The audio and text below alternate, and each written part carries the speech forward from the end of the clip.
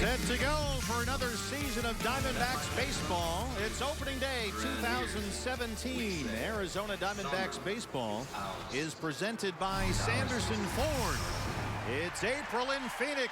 The roof is open at Chase Field. Our Arizona sunshine beaming down on a ballpark filled to capacity, sold out well in advance. And the atmosphere here certainly hopeful with a new front office, a new manager, and renewed optimism. And we are set to go for another Diamondbacks opening day, the 20th in franchise history. And Bob Brenly, for the first time ever, we open up on a Sunday. Yeah, kind of odd to be playing baseball on a Sunday afternoon. We know the reasons for that, but opening day is opening day regardless of what day of the week it happens to fall on. You know the players in that third base dugout as well as the Giants on the other side are ready to get underway and play some games that count. This is the fourth time in 6 years the Diamondbacks will open their season against the Giants. San Francisco won last year's season series 13-6. And one thing that must change for the D-backs this year, their record against the Giants in this ballpark. Last year it was 1-9. And that should be much better here in 2017. Zach Greinke set to take the mound against this lineup for the San Francisco Giants.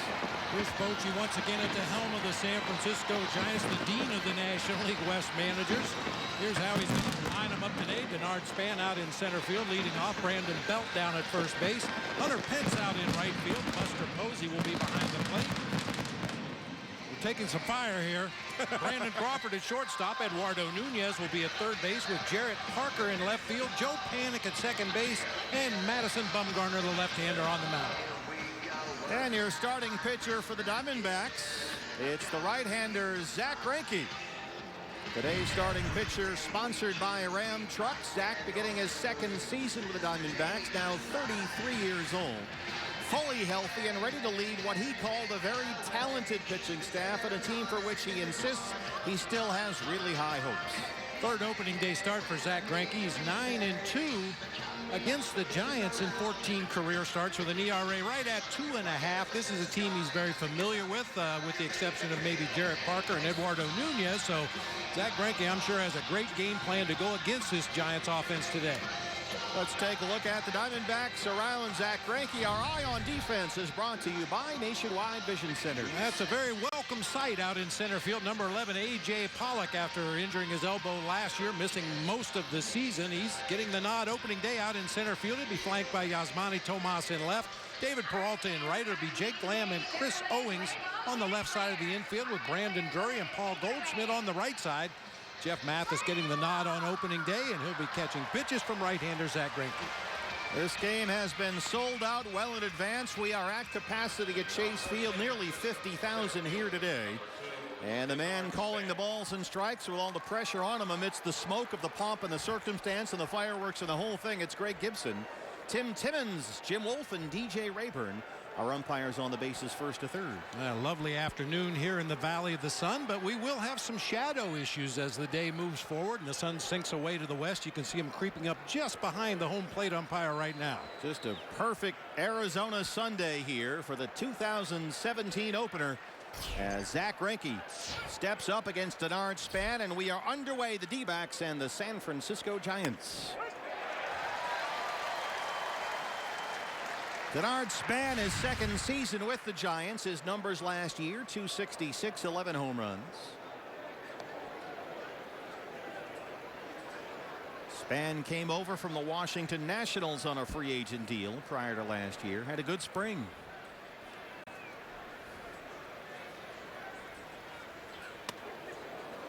A ball and a strike.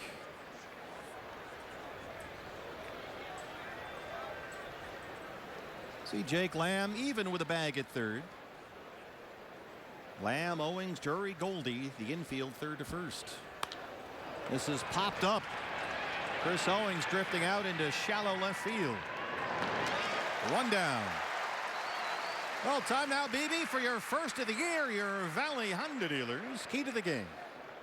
Third baseman, number 9. Well, I think it's imperative for the Diamondbacks to start fast this season. Not only opening day here against the Giants, but 24 of their first 27 games in the month of April come against National League West opponents. So it would really behoove them to be playing their best ball as the season gets underway. Brandon Belt, his 7th opening day with the Giants. Diamondbacks have the shift on, and that's fouled straight back. Belt had a very good year last year, an all-star in fact. He led the Giants with those 17 homers. Second on the team in RBIs behind only Brandon Crawford. There is the shift. Brandon Drury, the second baseman in his normal spot. The shortstop Chris Owings well out in short right field. 0-2 on Belt. Greinke getting ahead early.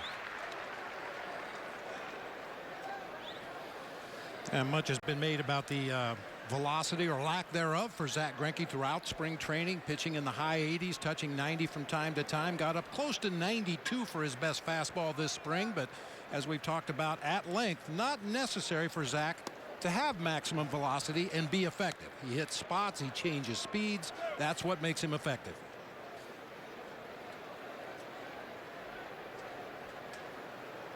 And Torey Lovello saw Zack spring as Greinke simply working into the rhythm of opening day, and they know it's a build-up process for Zack, so they're not concerned at all about any velocity radar gun readings.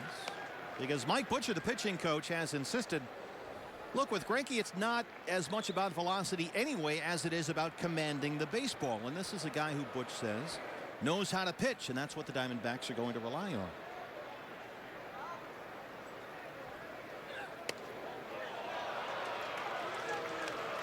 Full count, 3-2. Brandon Belt is a very disciplined hitter. He's become one of the league leaders in walks every year, so he will not get himself out. You have to pitch to him.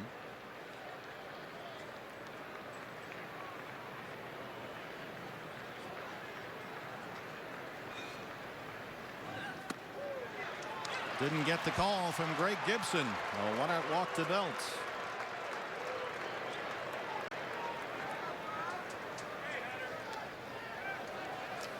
Right fielder, number 8, Hunter Pence. A very quiet spring for Hunter Pence. You see his numbers last year, 289 and 13 home runs. Slowed down by injuries last year. He was limited to just over 100 games.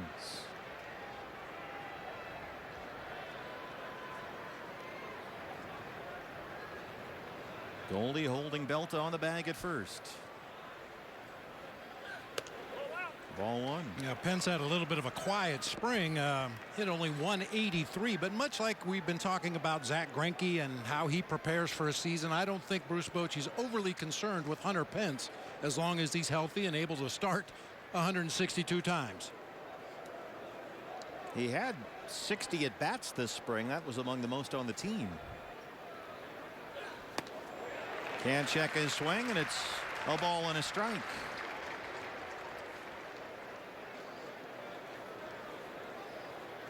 Hunter Pence last season, the trouble was a right hamstring problem. Went on the disabled list at the beginning of June. Needed surgery, in fact, for a torn tendon. Didn't make it back until the very end of July. He missed nearly 50 games.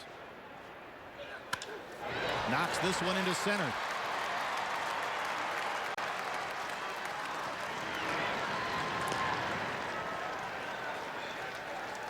Yeah, so much for spring training. Exactly. Yeah, this guy attacks every at bat like it might be the last one he ever gets. Lines this one right back up the middle of the field. Putting Giants at first and second for Buster Posey.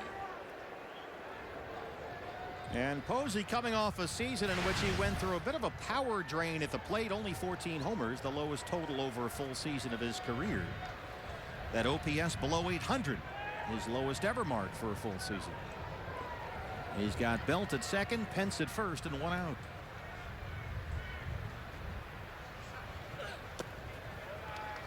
Greinke got a quick out with Span.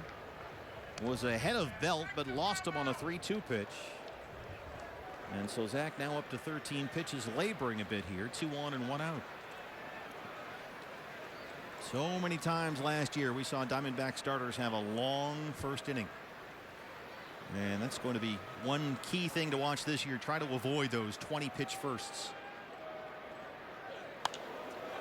Popped him up, foul ground. Mathis will have a look. It's out of play.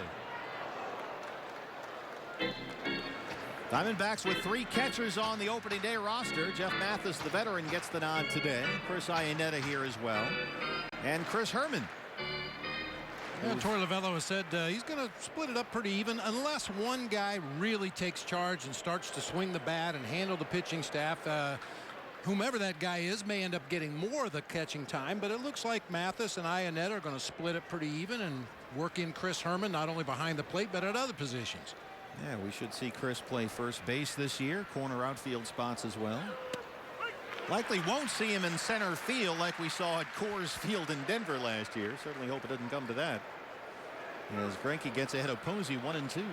Well, that being said, I think we were both very impressed with Chris Herman and the way he played outfield. Looked very like a natural. Athlete. Yeah, very good athlete, which is why they can carry 3 catchers, because Chris gives them a left-hand bat and some defensive versatility. The 1-2 to Buster Posey. Can't check his swing. He got him.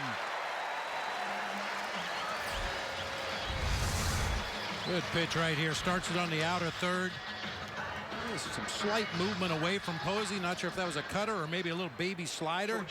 But enough movement, enough deception to get Posey to check swing for strike 3. Zach needs one more out to get out of this mess, and it's the shortstop Brandon Crawford. Coming off another very productive season for the Giants. He hit .275. Led the team with those 84 RBIs. The first shortstop in Giants history to lead the team in runs batted in. And oh, by the way, he won a second Gold Glove. They want Brandon Drury, the second baseman, now to move a little more out toward Goldie at first. Now Brandon's on the outfield grass. Belt the runner at second. And Pence at first, 2 outs.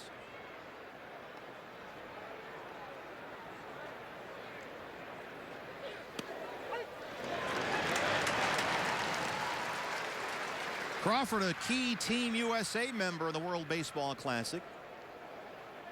8 games in the WBC. He hit .385 and knocked in 6 runs. And his manager for Team USA in that WBC, Jim Leland, who's seen a lot of really good shortstops over the course of his career. He had nothing but good things to say about Brandon Crawford. Greinke jumps ahead 0-2.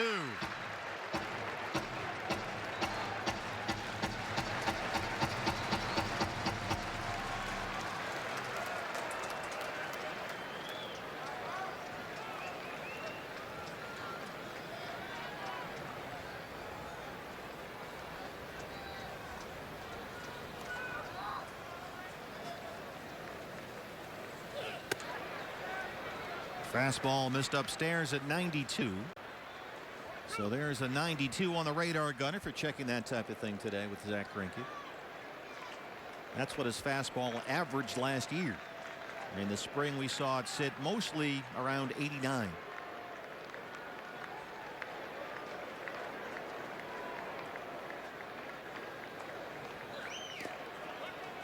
Crawford won't chase. It's 2 balls and 2 strikes. It's always fun to watch Zach Greinke pitch, especially when he's on top of his game. We saw him elevate a fastball on the pitch before, trying to get Crawford to chase one up out of the zone. Crawford didn't bite, so he comes right back with a breaking ball in the dirt, hoping to get him to chase that pitch. Now with the count 2-2, this should be the put-away pitch. Don't want to go to a full count with 2 outs in the inning and runners on base. A 20-pitch first already. And there's that full count. It's 3-2. Yeah, that's one of those little things we talk about in the game of baseball. That 2-2 pitch with runners at first and second, 2 outs in the inning. They're going to be on the move now as soon as Zach Greinke picks up that front foot, giving him a little bit of an advantage, a little bit of a head start. That's something you'd like to try to avoid as often as possible. Big pitch in the ball game already right here. There go the runners. That is a foul ball.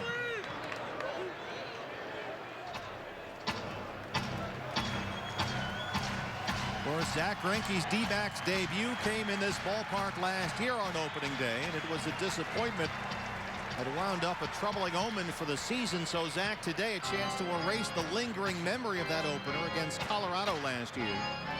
When he lasted only 4 innings, gave up 7 earned runs on 9 hits, including 3 home runs.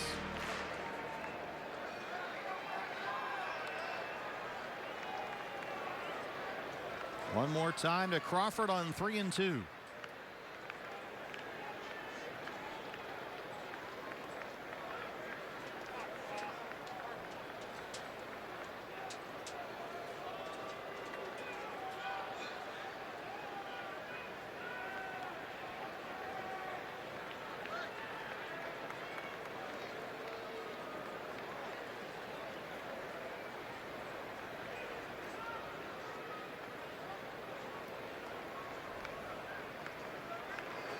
Runners on the move. Crawford laces it down the right field line, but hooks it foul.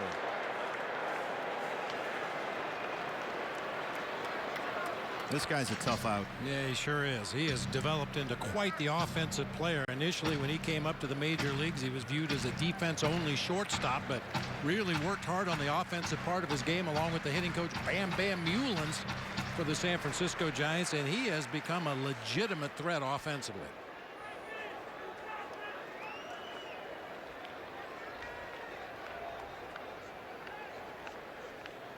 Runners on the move again. Jammed him. Popped up first base side. Goldie fights the sun. And he's got it. Well, Zach Greinke had to really work there, but he strands 2. Diamondbacks coming up. A sunny Sunday in Arizona. A.J. Pollock set to lead it off for the Diamondbacks against your Ram truck starting pitcher for the Giants. It's Madison Bumgarner's 4th consecutive opening day start. Last season was the best year of his career. He was 15-9. Career highs in starts, innings pitched, and strikeouts, and a 2.74 ERA. That was the lowest mark of his career. Yeah, won 15 ball games, and that undermanned Giants bullpen last year gave up 8 leads when he came out of a ball game. He very easily could have been a 20-game winner last year. He just keeps getting, it seems, better and better, and it's almost impossible to believe that he's only 27 years old. It seems like he's pitched for 20 years. A.J. Pollock leads it off for the D-backs. First pitch swinging, popped it up first base side. Brandon Belt fights the sun. He's got panic behind him, but Belt has it. 1 pitch, 1 out. Your lineup for Torey Lovullo's Arizona Diamondbacks. A.J. Pollock at the top playing center field. Chris Owings making his way to the plate, starting at shortstop today. Paul Goldschmidt down at first base. Jake Lamb over at third. Osmani Tomas will be out in left field. Brandon Drury at second base. David Peralta in right field. Jeff Mathis doing the catching for right-hander Zach Greinke. Chris Owings, the shortstop.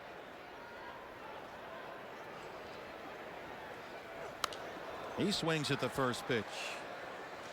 Last year, CO was the opening day starter in center field. 2 years ago, he was the opening day second baseman. And now, according to his new skipper, Torey Lovullo, he will be seeing the bulk of the playing time at shortstop.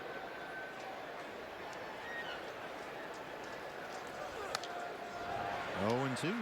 You mentioned Madison Bumgarner last year, the outstanding season that he had. If he did have a flaw, it was the first inning. He had some issues in the first inning. His ERA was 3.18 in the first inning, 2.66 for the rest of the games that he pitched, and he walked 15 guys in 34 first innings.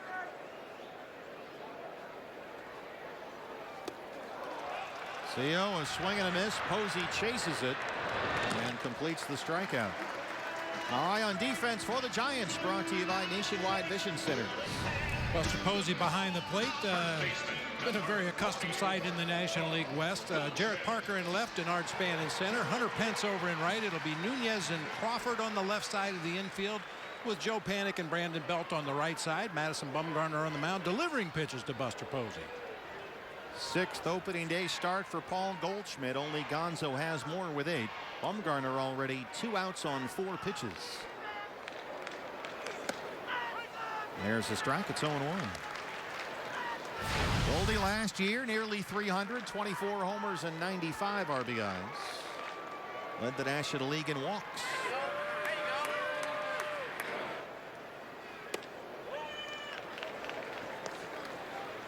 Kind of a quiet spring for Paul. He played only a dozen games for the Diamondbacks, just 31 at bats. Spent much of spring training with Team USA in the World Baseball Classic. That one missed away, and it's 2-1. And looking at the games that Goldie came back from the WBC, his timing seemed to be off just a little bit. Tardy on fastballs that he normally drives into that gap in right center. Chased a few breaking balls that normally he would have laid off of. Well, that timing may be a little bit askew because he didn't play much of the World Baseball Classic. Those are his numbers with the Diamondbacks, 1 home run. But he played at only 5 WBC games for Jim Leyland and went 1 for 13 at the plate. Leyland decided to stick with a hot hand in Eric Hosmer, and Goldie spent most of the big games in the dugout watching. 3-1 is fouled back. Now, one thing about the WBC in that tournament format, you have to ride the hot hand. Oh, yeah. No question about it. And Eric Hosmer, chance for Leyland to get a left-hand bat in there against some right-hand starters. 3 balls and 2 strikes. Goldie belts it to second, but panic is there for the backhand stop, and Bumgarner works a 1-2-3 first. No score at Chase Field on opening day. Zach, one and only. He's the one guy who's going to tell you the truth no matter what, whether you want to hear it or not. You need to find a way to talk to him. Any baseball question, and he'll give you his honest opinion, and good restaurants. Probably one of the best pitchers I've ever caught. Another sneaky, like, extremely funny dude. That's the Diamondbacks on Zach Greinke. Here's the first pitch to Eduardo Nunez, and that's a strike. As Bob mentioned earlier, it's Greinke and Bumgarner again. The numbers on Nunez last year with both the Twins and the Giants.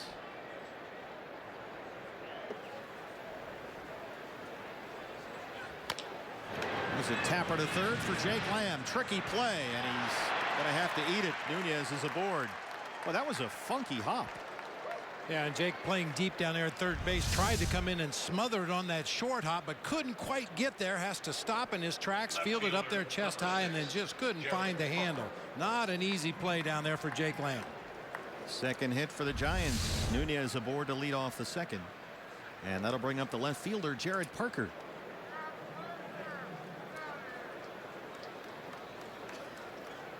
Parker is first opening day roster. And the Giants have tried forever to find somebody to win the left field job. He is their 11th different opening day left fielder in 11 years. That's hard to do. He will platoon with Chris Marrero in left field. Nunez, you have to keep an eye on him. He swiped 40 bases last year, so he's got very good speed.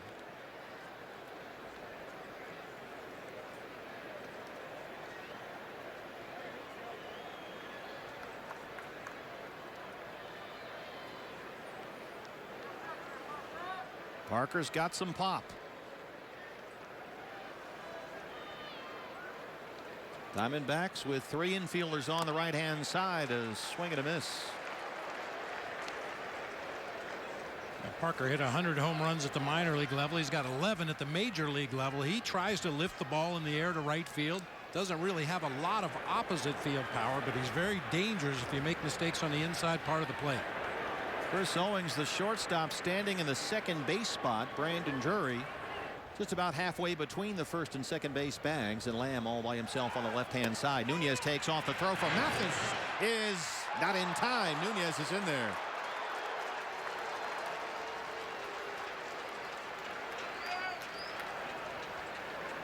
He stole 40 last year, only caught 10 times. That was close. I think Nunez just outran the baseball that time. Zach got rid of it fairly quickly. Jeff Mathis did the same behind the plate, made a good throw to second base, but Nunez just outruns the throw. And a new rule this year, among several new rules, you have a 30-second time limit for a manager to decide whether to challenge a play and invoke replay review. So you have to make up your mind within 30 seconds. And the Diamondbacks looked at that one with Alan Campbell, the video coordinator, but decided no challenge. And so it's 1-1 to Parker with Nunez at second. Trying to speed things up a little bit. Make Allen's job a little tougher. He's the best in the business. Broken bat to first. Goldie with a terrific backhand spinning stab.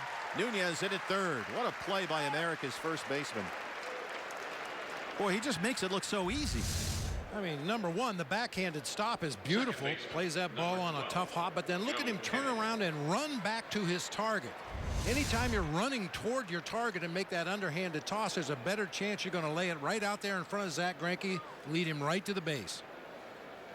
So now the infield will come in with Nunez at third and one out for the second baseman, Joe Panik. A guy who'd hit .305 and .312 in his first 2 seasons, but last year dipped below .240 as he fought some injury issues.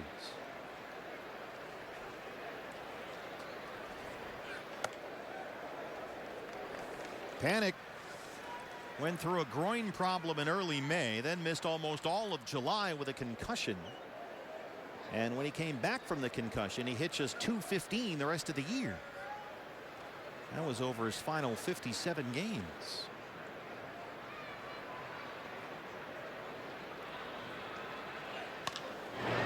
That's tap foul. The issue, he said, over the winter was he couldn't see. I mean, even after he was cleared to play through the concussion protocol, his eyesight for a while there stayed fuzzy. And it just wouldn't return to normal. He tried opening up his stance to see the ball better, but that meant he struggled with breaking pitches and anything on the outer half of the plate. But spent the entire offseason doing eye exercises, and now, thank goodness, he says he sees fine. This game's tough enough to play when you have 20/20 vision, but yeah, if your vision is the least bit blurred, it's going to be tough to make solid contact and do the things you know you should do. Because this guy's a very good hitter. Mathis hangs on to the foul tip, but it's a ball and 2 strikes.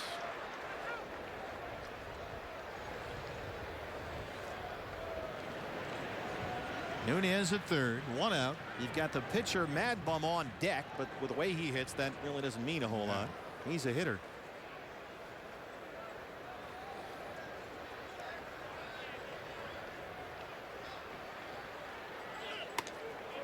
Yeah, both these starting pitchers today swing that bat a little bit as Nunez went for the bluff. Jeff Mathis came up out of his crouch as if he were going to throw to third base. Nunez didn't know, so he just belly dived back into the bag down there.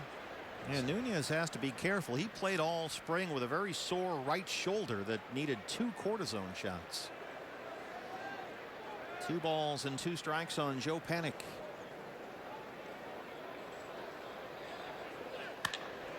Center field, it backs up A.J. Pollock. This will get the game's first run home, and it's 1-0 Giants. The RBI for Panik as Nunez scores.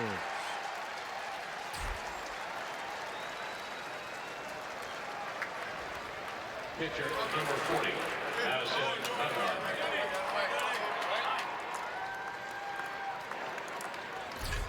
Two down for Madison Bumgarner. Some confusion before the game today as to whether Bruce Bochy would hit his pitcher 8th. There was a lineup that had Bumgarner batting 8th, but it's Panik 8th and Mad Bum 9th. His numbers last year, he homered 3 times.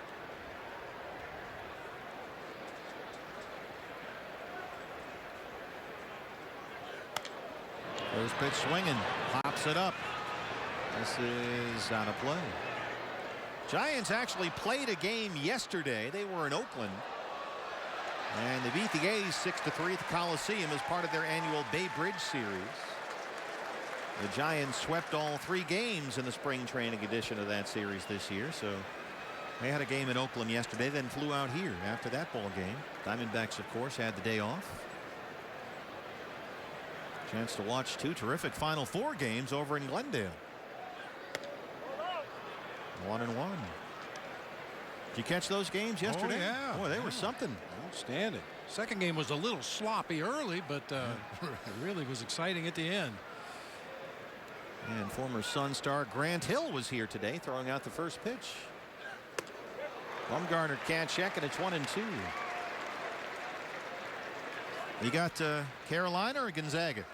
Well, my wife has been a Gonzaga fan for a long time. Don't ask me why. I think it's just the name kind of tickles her palate or something. So she's been a Gonzaga fan, so I'm jumping on the bandwagon. I just want to see a good game. Well, there's nothing to be gained by you rooting for Carolina in that situation against her team. No, absolutely nothing to be gained. You know what you're doing. Yes, dear. You're right. I'm sorry. 2-2. Fastball at 94 misses upstairs. So if you're wondering about the Greinke velocity, there's a 94 for you. Saves his best fastball so far in the ball game for the opposing pitcher. This is the third time, the first time through the order that Greinke has gone to a 3-2 count.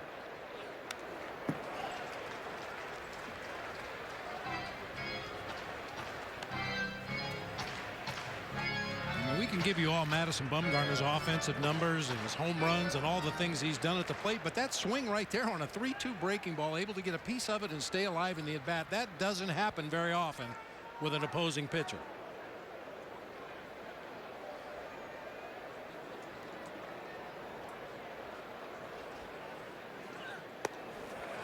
And you have to be careful with Mad Bum. You can't give him anything, and so that's Greinke's second walk.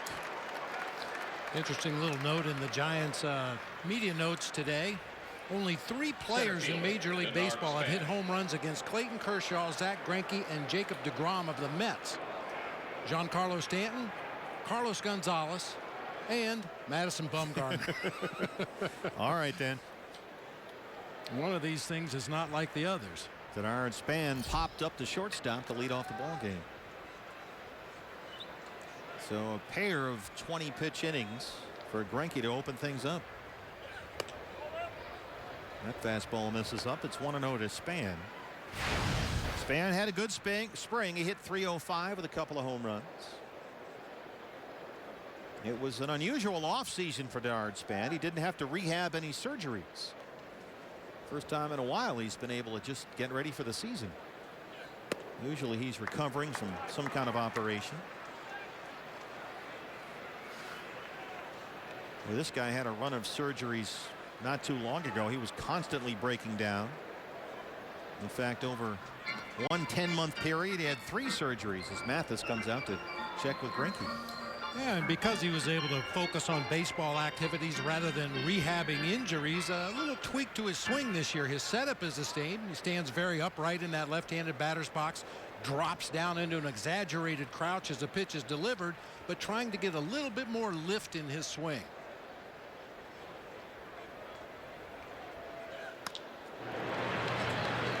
Goldie at first. Greinke's there, and that ends the inning. But the Giants score first. They lead it 1-0. Bumgarner is similar to Kershaw. You know, he comes out there and he's he's intense. It's wild. I mean, he has a lot of moving parts. He's a lot bigger than a lot of people think he is. He's a tough guy. Like, he want to get on you, but it doesn't scare me. Some guys don't like the way he stares and yells at people, but I kind of like that. If you get him, then you beat him at his best. He's not show up there with only 50%. Well, Madison Bumgarner, career record against the Diamondbacks of 9-7. The ERA just over 2.5. A 1-2-3 10 pitch first for Mad Bum. He's got a 1-0 lead as Jake Lamb leads off the second. Yeah, none of the Diamondbacks mentioned the deception for Madison Bumgarner. You can clearly see kind of throws across his body, really gets great extension with that throwing arm out the backside. I mean, you're standing in that batter's box, but at one point in his delivery, you're looking at his name and number on his back. And he doesn't really open up much after that. Strides a little bit to the first base side of the mound, really hides the ball well. And he is a bigger guy than you think. He's 6'5", 250 out there, so he is a large human. And he strikes out Jake Lamb on 3 pitches. Second strikeout for Bumgarner. Left fielder, number 24. He's retired the first 4 he's faced, and now Yasmani Tomas.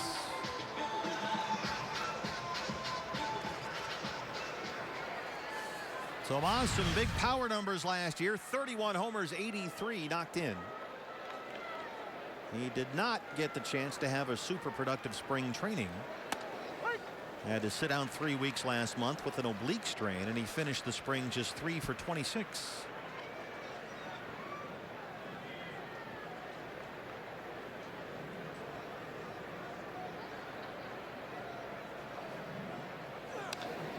This is a key bat in the Diamondbacks lineup, and Mike Hayes and the new GM Torey Lovullo, the skipper, have made that clear because, you know, you've got a guy who hit 31 homers last year, knocked in 83. This is his age 26 season, and he's got the chance to be a real offensive threat and a run producing bat in the middle of this lineup and lengthen the lineup. Not so top heavy. Now you've got some guys in the middle and below that that can really do some damage as well. Yeah, if you had a wish list for Yasmani Tomas, it would be maybe a little more consistency. I mean, last season it was starts and stops. He would have streaks where you just could not get him out, and then he'd have streaks where he couldn't make contact. Back-to-back strikeouts for Mad Bum open up the second. Hey fans, a D-backs home run today means a free Jumbo Jack tomorrow at participating Jack in the Box locations with the purchase of a large drink. The second baseman this year is Brandon Drury. Finally found a home. Finished strong during what became a complicated rookie season last year. Really in a tough spot, having to move around to 4 different positions defensively, places he'd never played before sometimes. And he finished up 282 with 16 home runs. And boy, did he have a good spring. He was locked in from the first day.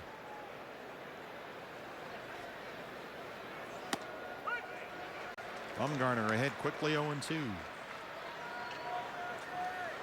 Drury in there a lot, hit nearly 340 with 10 extra base hits. No D-backs player, in fact, had more spring training at bats than Brandon Drury. Madison Bumgarner strikes out the side. 1-2-3. Diamondbacks trail it 1-0. And welcome back to Chase Field. 1-0 Giants. And of course it is the first game with Torey Lovullo as manager of the Arizona Diamondbacks. I'm alongside his wife Kristen.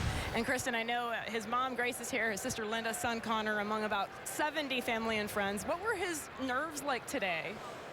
Well, he got to the field super early. He was here at 6 in the morning, ready to go, prepping, but he was taking it slowly. He's really good at putting it together and putting his thoughts together, but he's nervous because everybody's here more so than this, because he knows he's prepared and ready to win.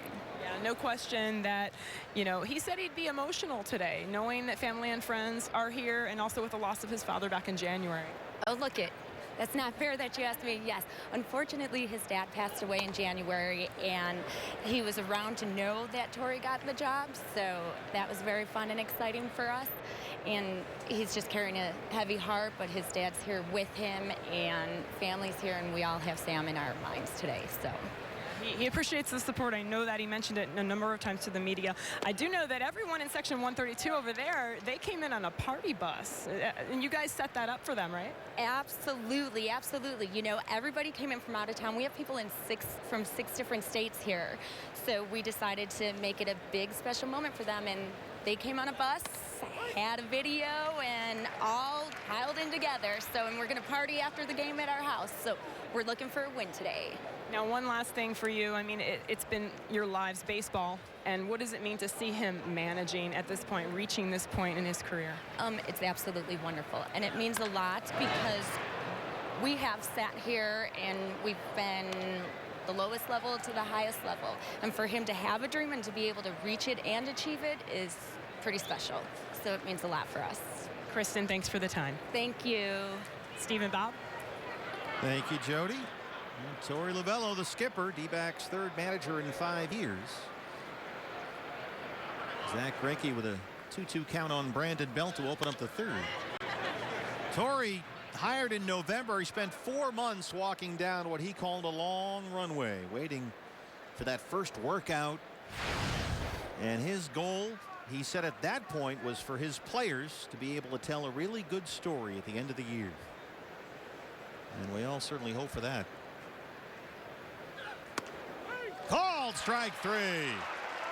Greg Gibson rings up Brandon Belt. Second strikeout for Zach Greinke. Another good curveball from Greinke this time. Just absolutely freezes Belt. Drops it right in there on the inside corner at the knees. Zach, his command has been off a little bit in the early going today, at least what we normally expect from Zach Greinke, especially with the fastball. Coming into this inning, he'd thrown 21 fastballs, only 12 for strikes. Hunter Pence singled up the middle his first time up.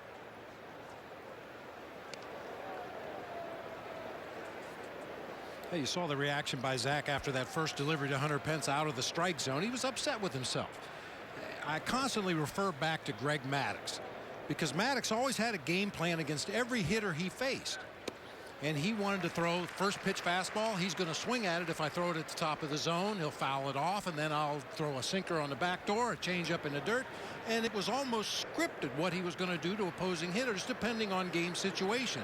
Zach threw that first fastball, hoped to get Hunter Pence to chase it, and when he did it, and when he did not, it kind of upset Zach's game plan a little bit, so he had to step off the back of the rubber and regroup. It's really annoying when they don't follow the script. Yeah, you're supposed to swing at that.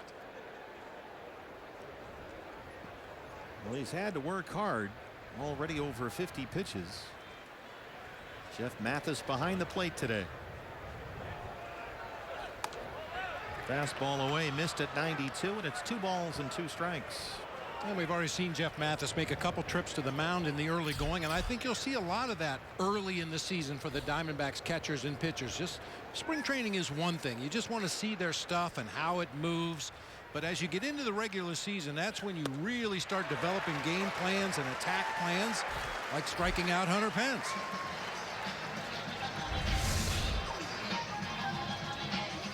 His fastball may not be as well located today as we've seen it in the past, but it looks like he has a good feel for the curveball and that hard late breaking slider. Buster Posey, a strikeout victim his first time up. Greinke has walked 2 and struck out 3.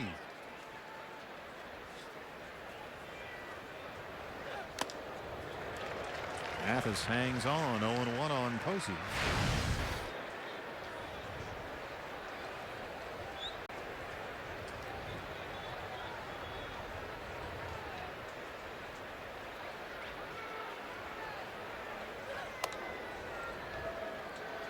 Zach Greinke's spring training results fairly pedestrian. For Zach, it's much more about the process in the spring than the results anywhere.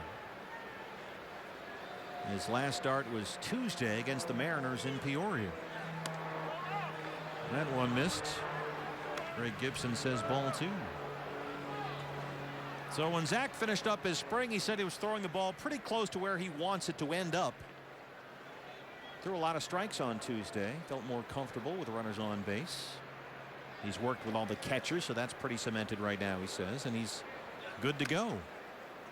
But he's behind on Posey, 3-1.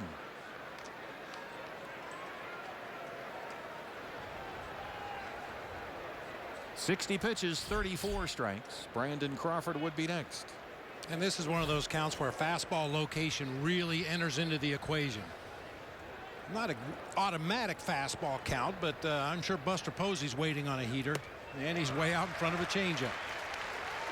And when you find yourself in those hitters counts, 2-0, 3-1, 3-0, that's those are traditionally fastball counts, but most hitters are geared fastball in that count. So if you can put the fastball in a good location, you might get soft contact and an easy out. On the ground is shortstop for Chris Owing. A 1-2-3 third for Zach Greinke. D-backs trail the Giants 1-0.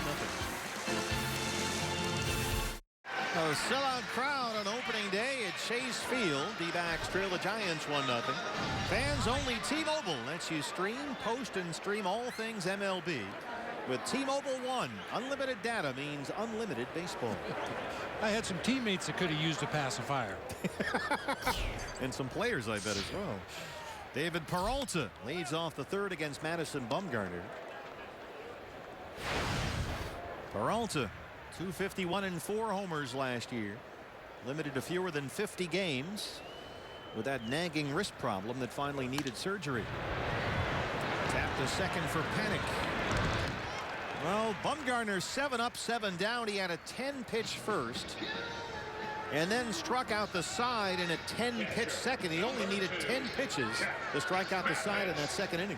You know, it's not uncommon to see the opposition try to be aggressive against the ace of the other team, and certainly Madison Bumgarner is the ace of this Giants staff. But man, a lot of early contact, a lot of early swings and misses. Cruising through 2 innings. Diamondbacks have been very aggressive, swinging early in counts against Mad Bum, and here's Jeff Mathis's first at bat as a Diamondback. The Diamondbacks' 4th different opening day catcher in 4 years, acquired in the offseason from the Miami Marlins.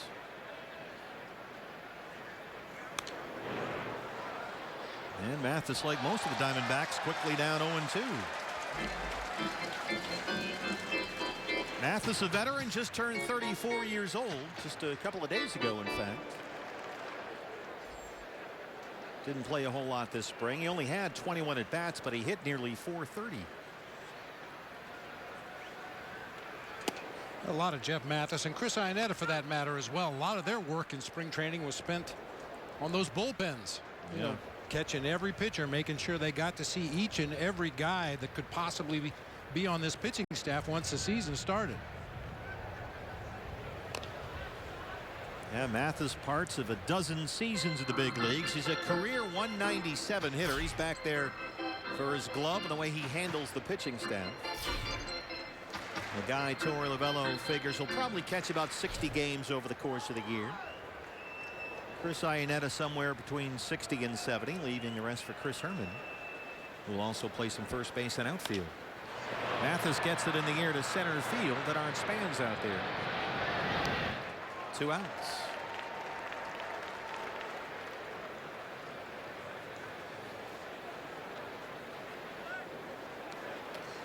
I had 3 catchers on the roster a couple of different times when I was managing the Diamondbacks, and I loved them.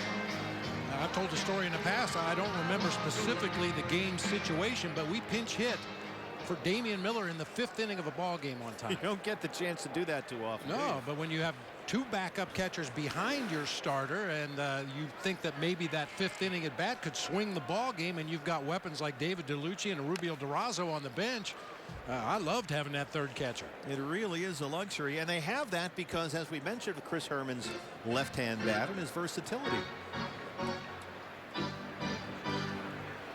Chris Iannetta brought over from Seattle in the offseason.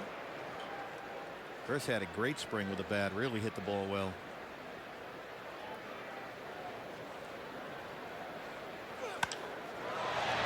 Greinke sends that out to Pence.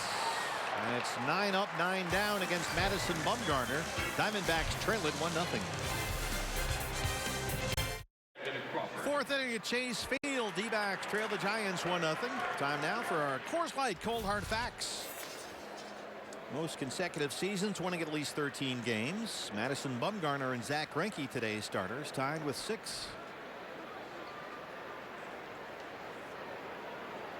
Brandon Crawford leads off the 4th inning against Greinke, who's retired the last 4 he's faced. Greinke so far has walked 2, struck out 3, and given up 2 hits.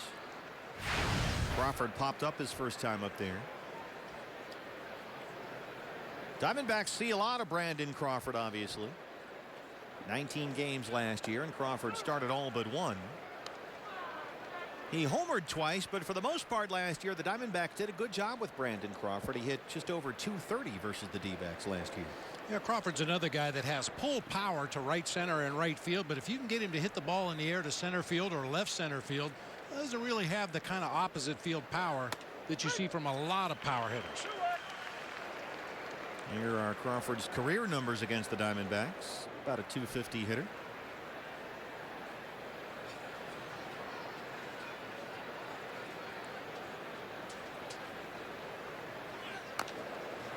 Two and 2. Well, Zach Greinke at 66 pitches. Compare that with Madison Bumgarner, who so far through 3 innings has thrown only 28. Wow. A 10-pitch first, a 10-pitch second, and 8-pitch third for Bumgarner. Eduardo Nunez on deck. Jared Parker after that.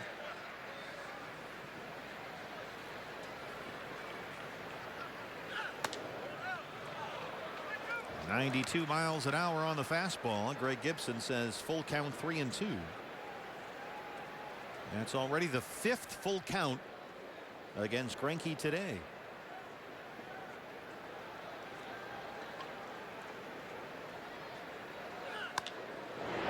Crawford skies one shallow right center. A.J. Pollock. 5 in a row set down by Zach Greinke. You talk about Madison Bumgarner's pitch count in the early going, and if ever there was a year you want to get into that Giants bullpen as early as possible, it's this year.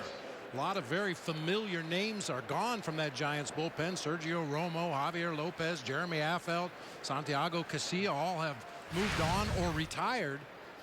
They got a lot of untested arms down in that bullpen that had a rough spring training.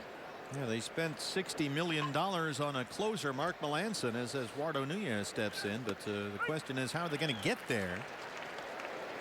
And the Giants elected to keep only one left-hander in their bullpen, and that's Ty Block, who was a starting pitcher. He was competing with Matt Cain for that 5th starter spot this spring and figures to eventually become a fixture in the rotation.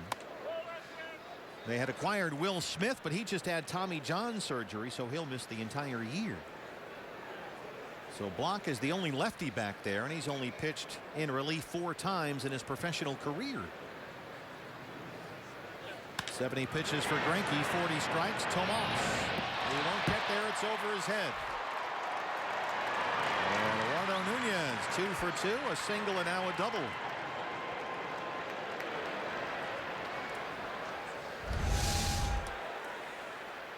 That breaking ball that just flutters up there in the middle of the plate. Nunez backspins it to left field. Tomas took a shallow line to his left. That ball just shot right over his head. Hit a lot harder than he anticipated. And you can see Yasmani hidden in the shadow out there in left field. Not a cloud in the sky overhead. The roof and the panels are open. A beautiful day here, but very tricky right now for the left fielder most of all. Opening day at Chase Field, a sellout. This place is full to the brim. On a terrific opening day atmosphere. The first ever Sunday opening day for the Diamondbacks as Jared Parker steps in. Nunez at second and 1 out. Diamondbacks have the shift on. They overload the right-hand side.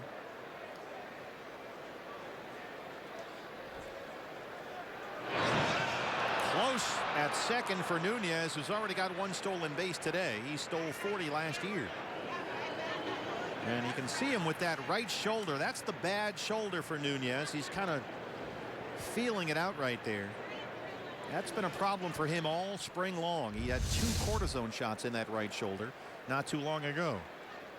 He just took a fastball to the outside of the right shoulder as he tried to slide back into the bag head first. They had him leaning the wrong way. He was going to try to take advantage of that exaggerated pull shift and outrun Jake Lamb to third base after the pitch is delivered. But Zach Greinke, with that inside move, or spaghetti move as some people like to call it, almost picked him off. You got Drury behind the bag at second. Owings, the shortstop, is in very short right field. And Lamb near the bag at third. There's Chris Owings, the shortstop, midway between Drury and Goldschmidt.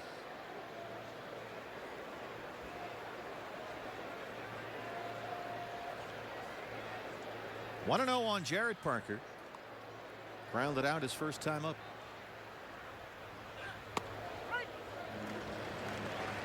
Well, if Jared Parker hits, we'll see a lot of him this summer as well too. They like his power. They like his ability to hit the ball out into McCovey Cove if you make a mistake. He's got a lot going on up there at the plate. He'll hold that bat out in front and look at the trademark and pump that left elbow up in the air. He's kind of up and down with his knees.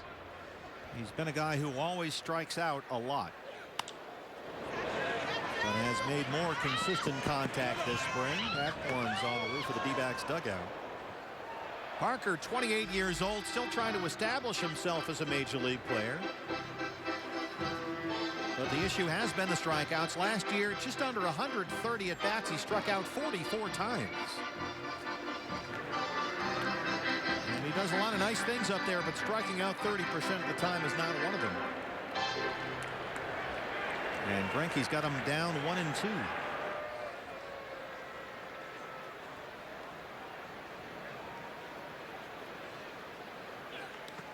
In the dirt. Mathis keeps it in front. Nunez stays put at second.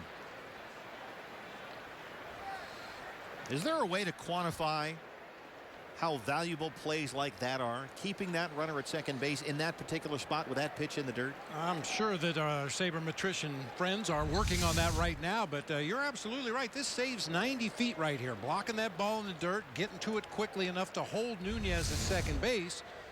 Yeah, anytime you can save 90 feet, especially with less than 2 outs in the inning, where a sac fly might drive home a runner from third base, but not from second base. Well, we mentioned the strikeouts with Jared Parker, and that's number 4 for Greinke. 2 outs. Second baseman, Joe Panic. Hey fans, a day after every Diamondbacks win, you get 50% off all pizzas at regular menu price using promo code DBACKS50 at papajohns.com.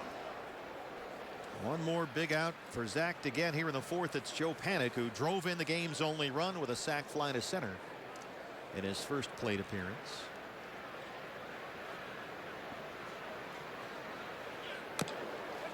There's a high tapper. That's a fair ball. And that's the end of the inning. Nice play by Jeff Mathis, and Panic is retired. Greinke strands Nunez at second. He keeps it a 1-0 ball game. A full house at Chase Field, opening day 2017. Steve Berthew, Bob Brenly with you. D-backs trail the Giants 1-0. As A.J. Pollock leads off the 4th against Madison Bumgarner, who so far has retired all 9 Diamondbacks he's faced. And he's yet to throw pitch number 30 in a ball game. A.J. popped up his first time up. It's 0-1. D-backs faced Bumgarner 3 times last year. And Bumgarner in those starts went 1-1 at 2.45 ERA. Diamondbacks beat him at AT&T Park in April. Got the loss in a 2-1 Arizona win. He was beaten in that game by Zach Greinke. But in watching the way he's mowed down the order the first time through, you're reminded of that return bout in San Francisco just before the All-Star break when he almost threw a no-hitter. Span in center. Bumgarner in that ball game took a no-hitter into the 8th inning, was broken up by Jake Lamb's 1-out single. But Bumgarner finished that game with a 1-hit shutout. He struck out 14. And so far he's retired all 10 he's faced. Here's Chris Owings.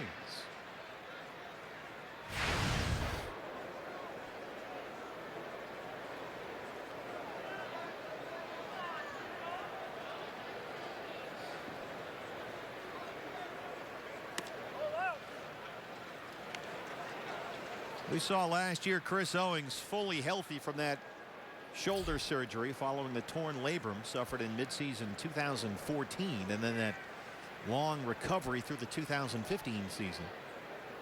And last year healthy again. The batting average for CO was up 50 points. The slugging was up more than 90 points. He drove the ball much more consistently. Wound up tied for the major league lead with 11 triples, despite a midseason foot injury that kept him out for 6 weeks.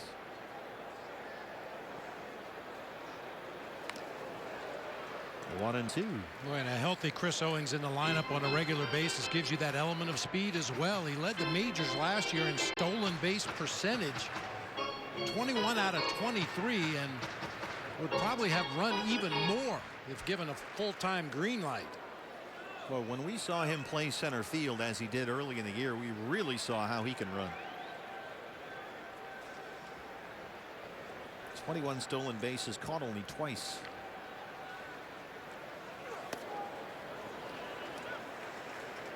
And Torey Lovullo was clear with the media when spring training concluded last week that Chris Owings is going to see most of the time as the D-back starting shortstop, but at the same time Chris is going to play some right field, and that'll allow Nick Ahmed to pick up those games at shortstop. Swing and a miss.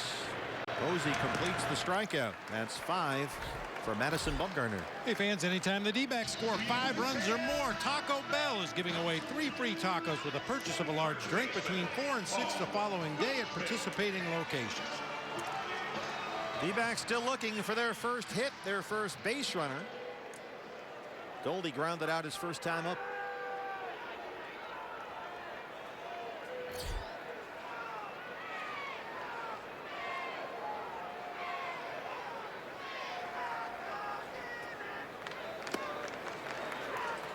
Diamondbacks continue being very aggressive early in counts against Madison Bumgarner. A lot of first pitch swinging today.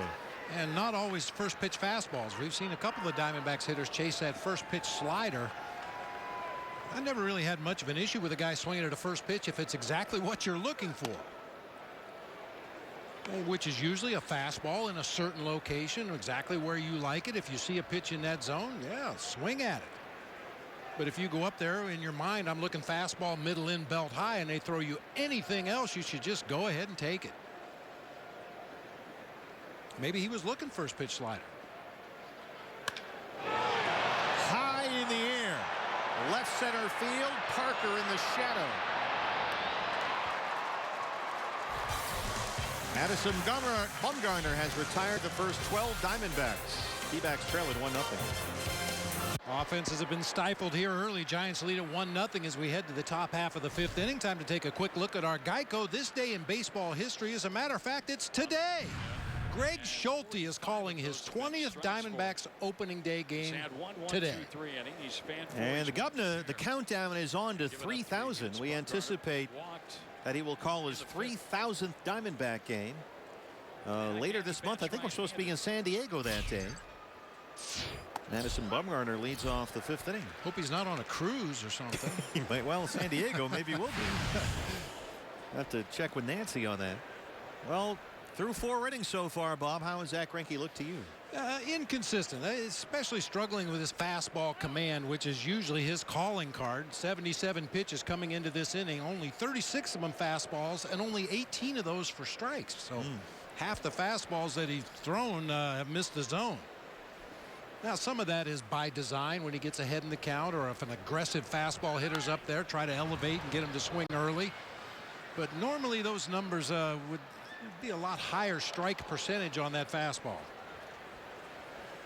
Well, Greinke so far has walked 2, struck out 4, given up just 3 hits. And I think the mix of pitches would tell you that Zach recognizes he's not commanding his fastball well. He's thrown more off-speed pitches in this game than fastballs. 80 pitches, 47 strikes to this point. Bumgarner drives one deep to left field. Madison Bumgarner, it's 2-0 Giants.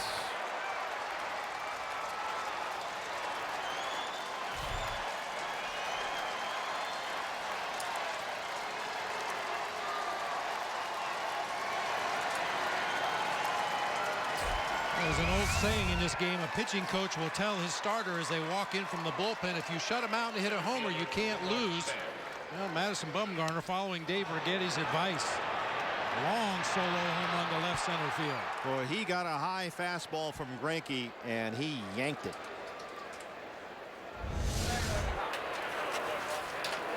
Denard Span. The 4th hit for the Giants.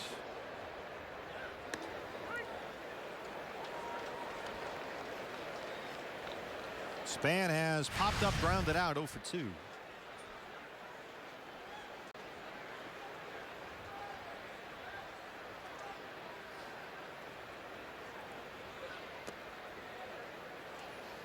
And you could hear the reaction here at Chase Field after that Bumgarner home run. As always, the Giants have a lot of fans here in the Valley of the Sun. They've trained in Scottsdale for a long time. A lot of players on the Giants roster live here in the Valley in the offseason, so they always travel well.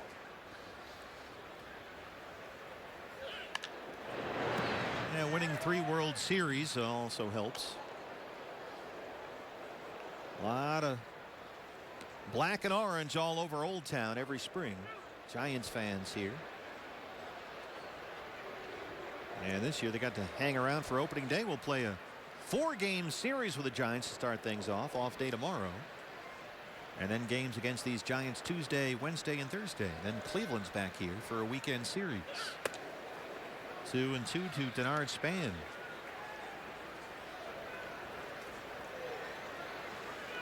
Action in the Diamondback bullpen. The bartender starts serving him up down there. That's Tom Wilhelmsen, the right-hander, who had a really good spring.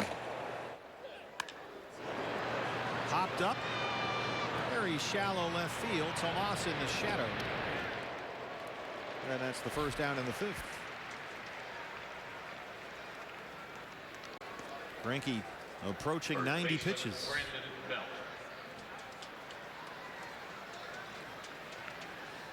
D-backs will put the shift on for Brandon Belt. There's the Greinke breakdown. Really labored through a 24-pitch first. That did not set a great tone. Had a walk and a single in that inning. But struck out Posey, got Crawford to pop up to end the threat. Belt so far has walked and struck out.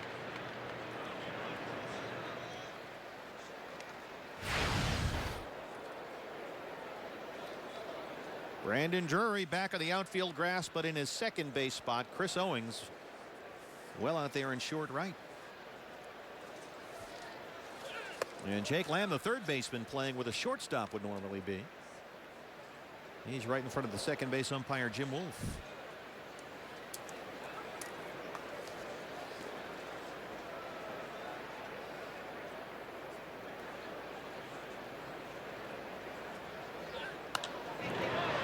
In the air to center field, A.J. Pollock. 2 outs. Hey, fans, get the best seats for the lowest price with a D-backs mini plan. Choose from any game this season, including this weekend's matchup against the Cleveland Indians, when the Dodgers roll in here April 21st to the 23rd, or the Cubs series in August. Buy your tickets now at dbacks.com.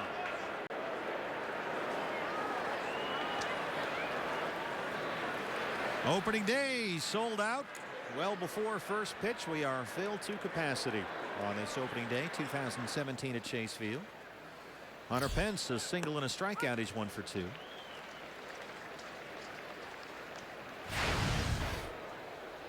Greinke now at 90 pitches, 54 for strikes. Wilhelmsen warming up in the bullpen.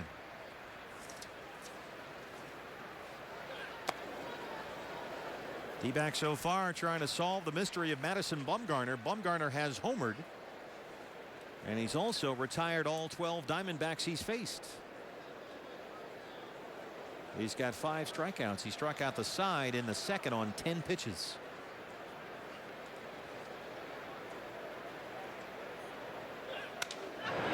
Broken bat pop up for Mathis. Just does hang on. But Madison Bumgarner takes Greinke out of here, makes it 2-0 Giants.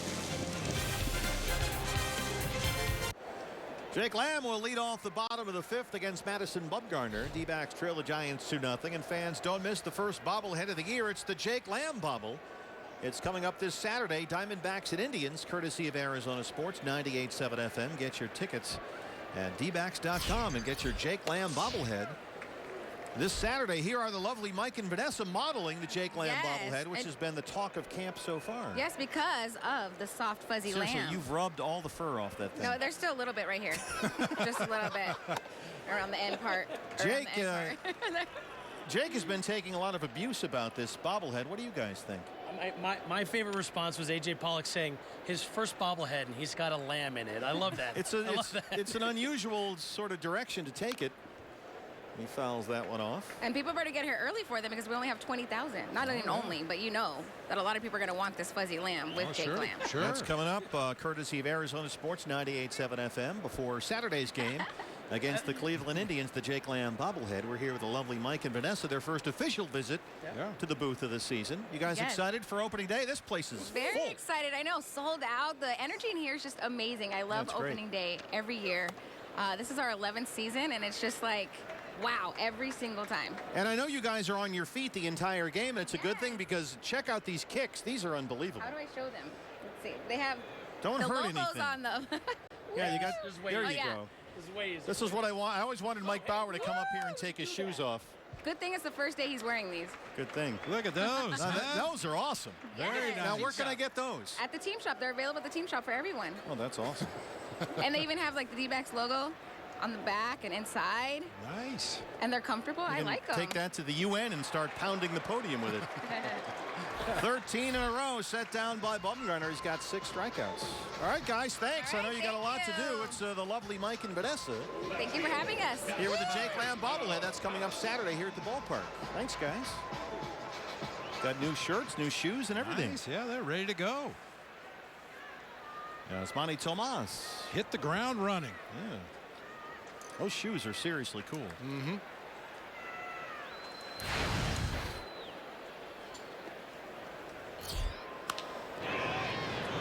Well, how about this? Right now, Madison Bumgarner is leading the major leagues in home runs and leading the major leagues in strikeouts. He's got a homer. He struck out 6. And ERA, and probably a few other things we could figure out, but it's still early. Tomas, a strikeout victim in his first at bat. That's headed for the seats, and it's 0-2. Apparently, Mad Bum is now tied with Evan Longoria and Logan Morrison, who both homered earlier today for Tampa. Yeah, Tampa Bay beat up the Yankees, and then later tonight it's the Cubs and Cardinals on this Sunday opening day. And Mad Bum threw 4 1/3, is yet to throw 50 pitches.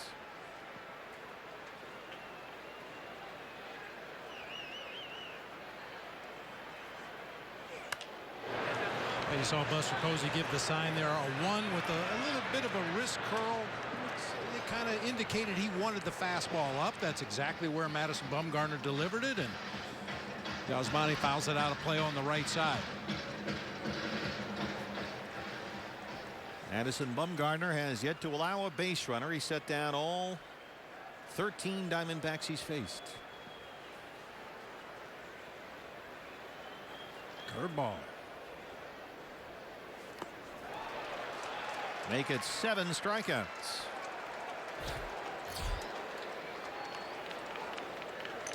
Bumgarner throws 2 different breaking balls. A curveball that's a little slower and has a little more downward movement, and then the slider that he throws harder. It's a little flatter, a little later breaking.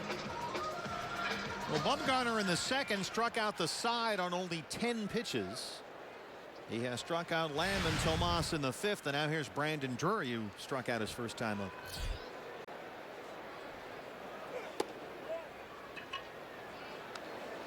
And it's probably about time to try to disrupt his rhythm a little bit. It's obvious he is really rolling out there on the mound, getting the ball back, right back up on the rubber, ready to throw the next pitch. Might have to call timeout, get something in your eye, tie your shoe. Anything you can do to throw him off his rhythm out there when he's dealing the way he is today. He had a very good spring, Madison Bumgarner. 7 Cactus League games. He pitched to a 2.52 ERA. And over his final 15 spring training innings, he had 15 strikeouts and gave up only 2 runs. 2-1 on Brandon Drury.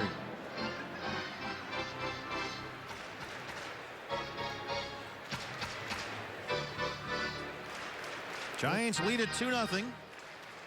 Sacrifice fly RBI for Joe Panik in the second. A solo homer by Bumgarner in the 5th.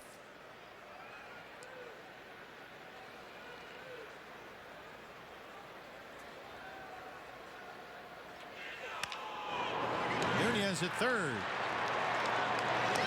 Madison Bumgarner perfect through 5. Diamondbacks trail it 2-0.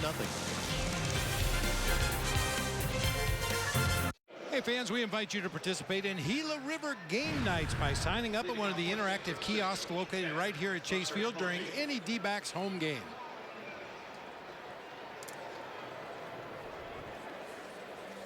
Sixth inning. Zach Greinke is out of the game. The Diamondback debut of the bartender, the Tucson native Tom Wilhelmsen, acquired in the offseason, signed to a minor league deal just before spring training opened, and he had an excellent spring. Buster Posey leads it off. Posey so far 0 for 2. Numbers on Tom Wilhelmsen last year. It's our ash line call to the bullpen with both Seattle and Texas last season. Sky high, short right field. Drury drifting out. Peralta's there.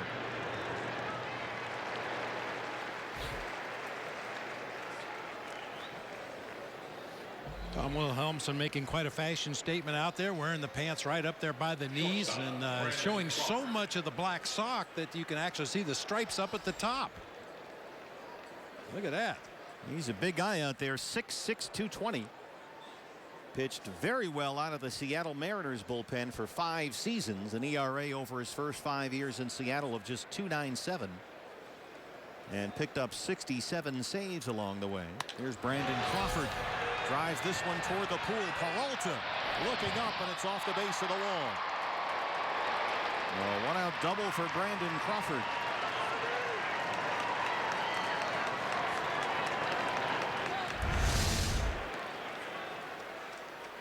The fastball's on the outer third of the plate and down. Crawford digs it out. He's a really, really good low ball hitter. Pulls that one with authority out near the RamTrucks.com pool area. Just kind of hit at the bottom of the fence and died for David Peralta. Crawford on with a one-out double.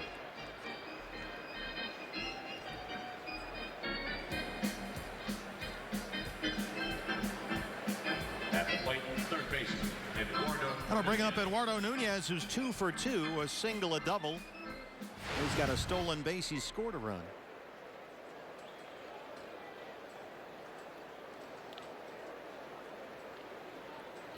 Diamondback bullpen gets busy again. Jorge De La Rosa, the left-hander.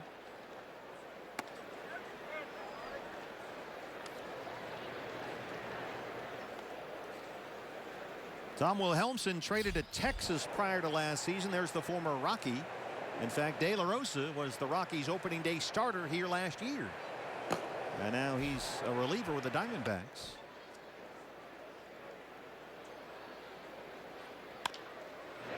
Bounced up the middle and into center. They will wave Crawford. He will score, and it's 3-0 Giants. Nunez 3 for 3.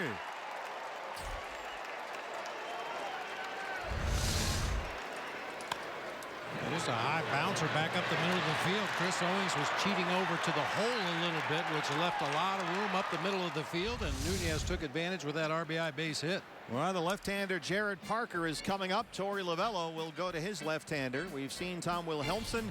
Now Jorge De La Rosa on his way in. Diamondbacks trail it 3-0. Opening day 2017, D-backs trail the Giants 3-0.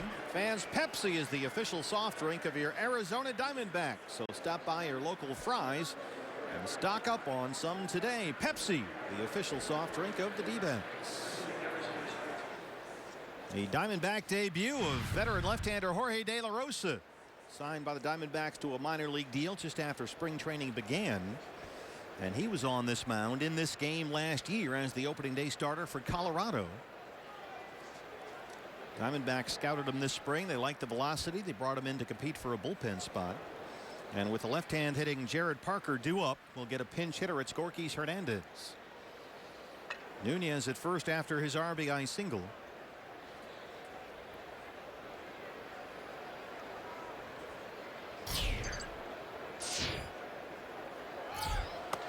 And Nunez takes off. He stole 40 bases last year. He's already got 2 today. No chance that time for Jeff Mathis. He just took off on first movement, and with his speed accelerates right into that head first slide. A good throw wasn't going to get him, but Jeff Mathis short hopped that one into second base. And keep an eye on him out there as well. Jorge De La Rosa can be very deliberate to home plate, and we know that Nunez will attempt to steal his way all the way around if he can. Brandon Drury very close to the bag at second. Scorkis Hernandez, just 26 games with the Giants last year. Came up late in the season, played some center field. That's when Gregor Blanco went down with a shoulder problem. Hernandez played a lot this spring but didn't hit much. Nearly 60 at bats. He hit just .211.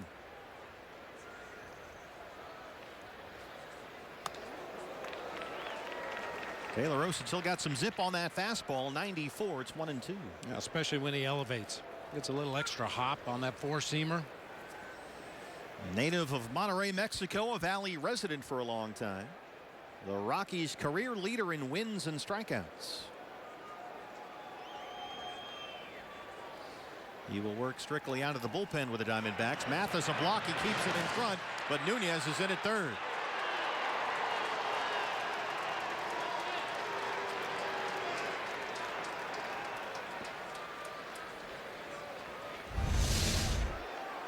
Well, we mentioned what a good base stealer Nunez is. He's always thinking aggressively. Saw that ball was going to head down into the dirt, just took off for third base. Once again, no chance. There was a brief second there when I don't think Nunez was on the bag at third. His hand had hit it. He came off the bag, but I don't think that Jake Lamb had the tag on him when he needed it to be on him. And they are checking with Alan Campbell, the video coordinator. Major League Baseball announced some rules changes. In fact, the Diamondbacks will challenge this one.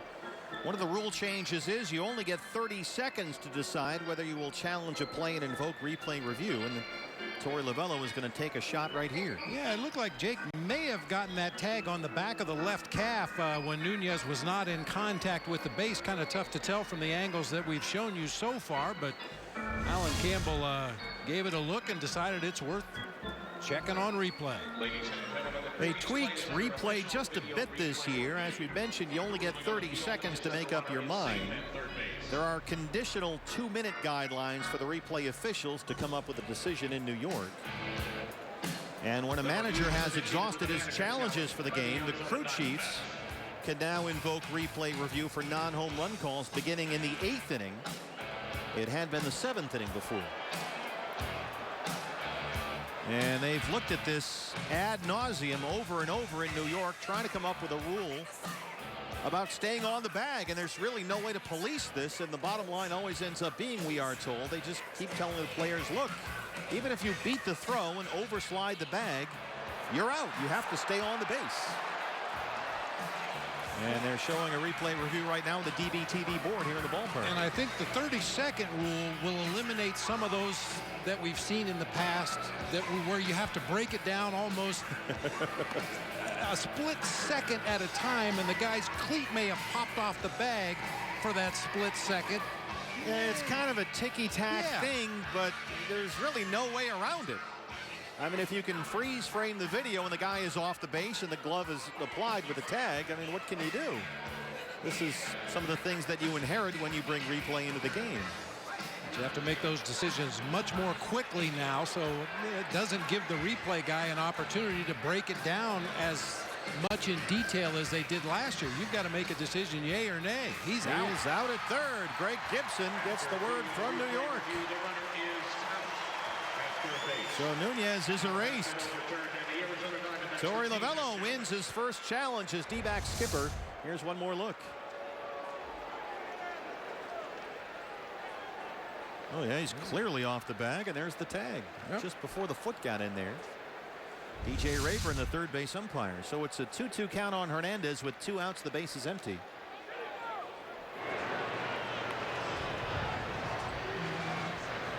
Tim Timmons at first, full count 3-2.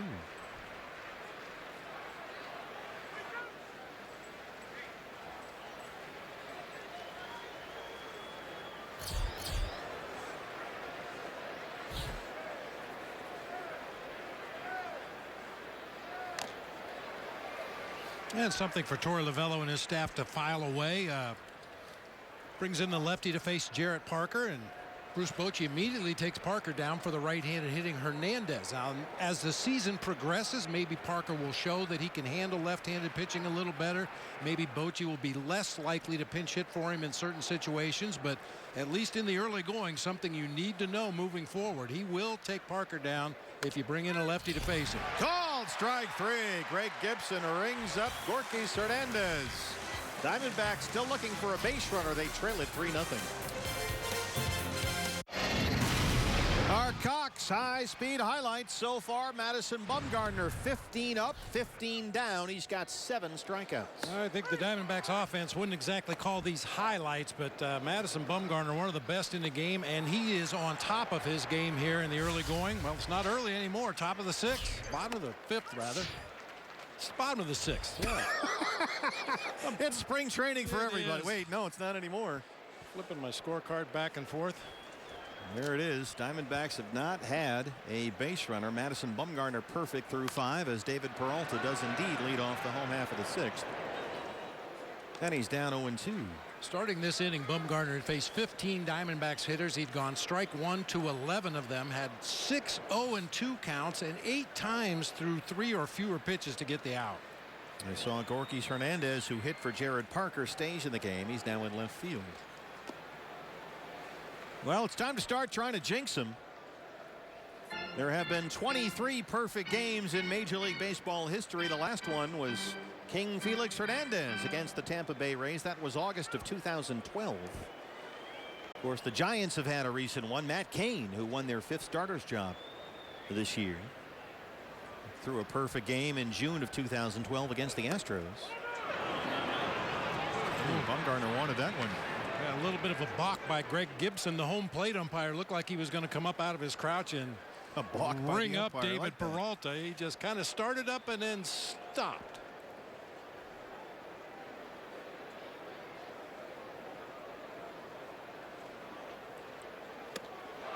Make it 8 strikeouts for Bumgarner.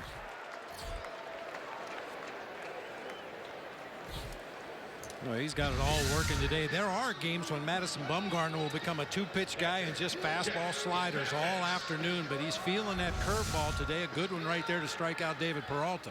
He has struck out 3 of the last 4 he's faced. And here's the catcher, Jeff Mathis. Bullpen will get busy again for the Diamondbacks. Pitcher spot is due up next.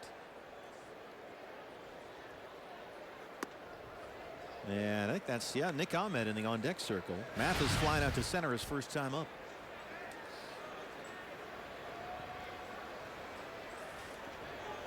Looks like Andrew Chafin, the left-hander, warming up at the D-backs bullpen. Bumgarner 60 pitches, 42 for strikes. And there's a base hit. Mathis pulls one down the left field line. Hernandez can't corral it in the corner, and Mathis is headed for third. He's in there. Gorky Hernandez kicked that one around. It caromed off the bullpen fence down there, and Mathis stands at third. Right down the third baseline. This was a slider that was supposed to be down and in, but Mathis intercepts it, jerks it fair down into that left field corner, and then the fun started for Gorky Hernandez. Little angle out there. That one shoots by him. Then he overruns it right here, drops it, overruns it, drops it again. Mathis ends up on third base. I would assume that's a double and an error. No error yet. There is a hit on the board. We'll see. Well, he's going to score it a triple. So Jeff Mathis' first Diamondbacks hit is a triple. You got to love those catchers. Wow. And now Ahmed will bat for Jorge De La Rosa. I guess because it bounced over his head without him touching it, maybe that's why they figured it's 3. But then he fanned on it 2 times after that. You're a stickler. Well, I just, it's the big leagues. Pick up the ball. So the numbers on Nick last year. 218 and 4 homers, only played 90 games with that hip injury, and he knocks it into right. Diamondbacks on the board. It's 3-1. RBI single for Nick Ahmed.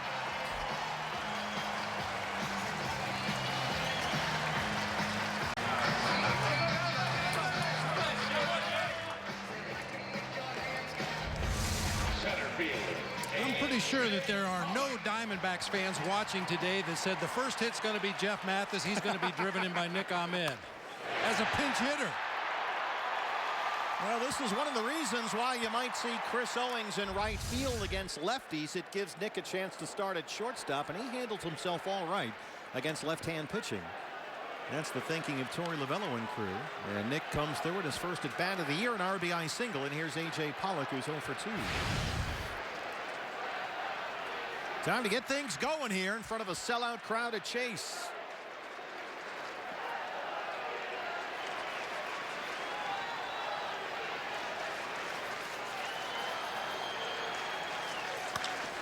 There's a drive high in the air, left field, way back. It's gone.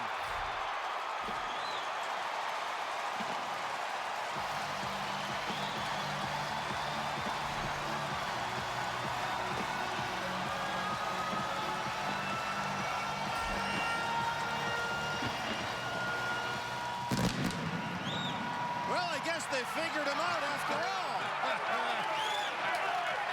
A.J. A.J. Pollock ties it at 3.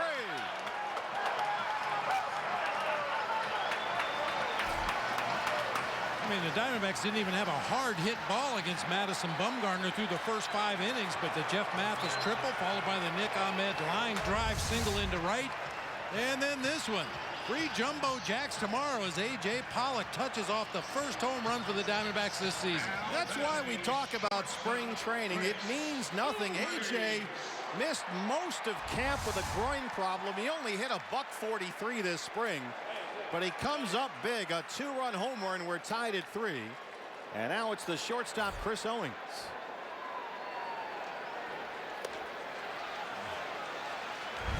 This one almost was caught by Hernandez. Oh, just a little bit late getting to the spot. Good break for A.J. and the Diamondbacks. Madison Bumgarner, through his first 61 pitches of this game, didn't give up anything. In the course of 4 pitches, he gave up a triple, a single, and a home run. He retired the first 16 batters he faced and struck out half of them. But since the strikeout by Peralta to start this inning, it's been triple, single, homer. A.J. Pollock's first of the year ties the game at 3.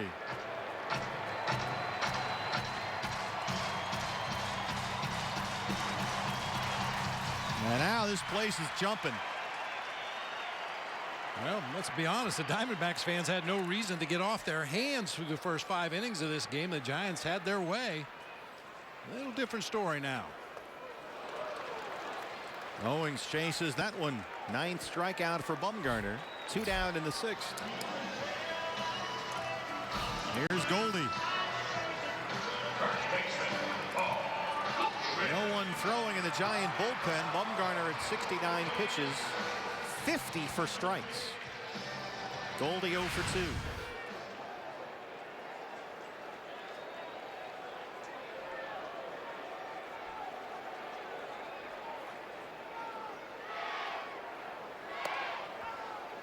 Oh, 0-1. Andrew Chafin, the left-hander, continues throwing in the Sanderson Ford bullpen. Joe Panik will lead off the Giants' 7th pitcher spot after that. Then Denard Span, the leadoff man. Goldie down 0-2.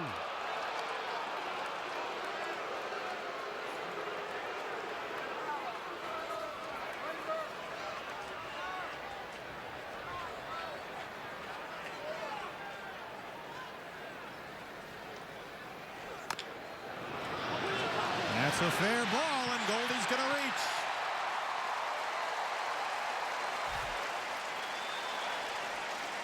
Well, he didn't exactly crush that one, but it's his first hit of the year. He'll take it. A good time to hit a little topper down that third base line. Nunez playing way back with 2 strikes on Goldie. No chance for Bumgarner to get there in time to make the play. A little 2-out infield single. And it may not be over for Goldie in this inning. We know about his ability to steal bases. Over the last 2 seasons, Goldie is the only player in the major leagues with 50 or more homers and 50 or more stolen bases. Goldie swiped 32 last year. He was only caught 5 times. Here's Jake Lamb. And the Giants are well aware of the fact that Goldie is likely the Diamondbacks' best base runner.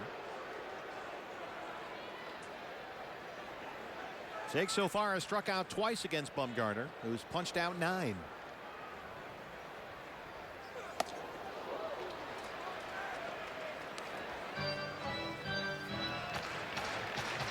Jake had a very productive spring. He had just over 50 at bats. Hit better than .330 in spring training with 4 home runs.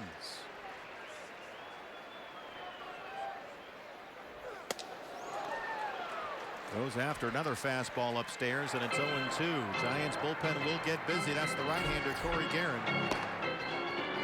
As we mentioned earlier, they only have 1 lefty back there. That's Ty Blach.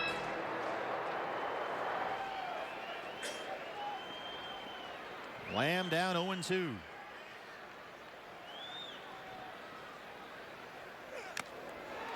Posey hangs on. Nope, he doesn't. Jake Lamb still alive. Jake last season 29 home runs, 91 RBIs, second on the D-backs in both categories. And figures to be the cleanup man this year. right behind Goldie.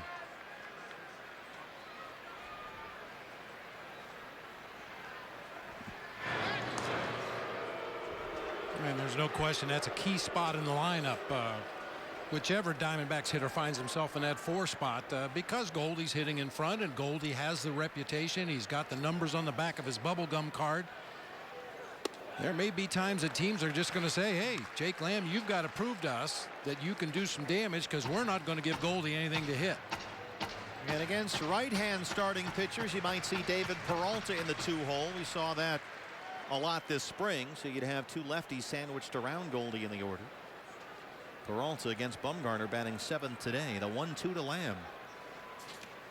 And Jake can't hold up. 10 strikeouts for Bumgarner, but Mathis triples. Ahmed knocks him home, and then A.J. Pollock ties it up. His first of the year. It's 3-3.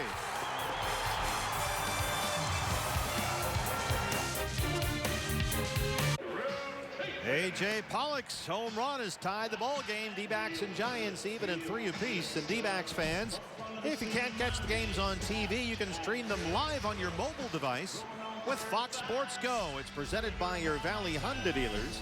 Just download the app and take Fox Sports Arizona and the Arizona Diamondbacks with you wherever you go. Our latest Ash line call to the bullpen gives us the left-hander Andrew Chafin awarded the final roster spot after a bullpen battle with Silvino Braccio. Chafin got the nod on the eve of opening day, and he'll face Joe Panik to lead off the 7th.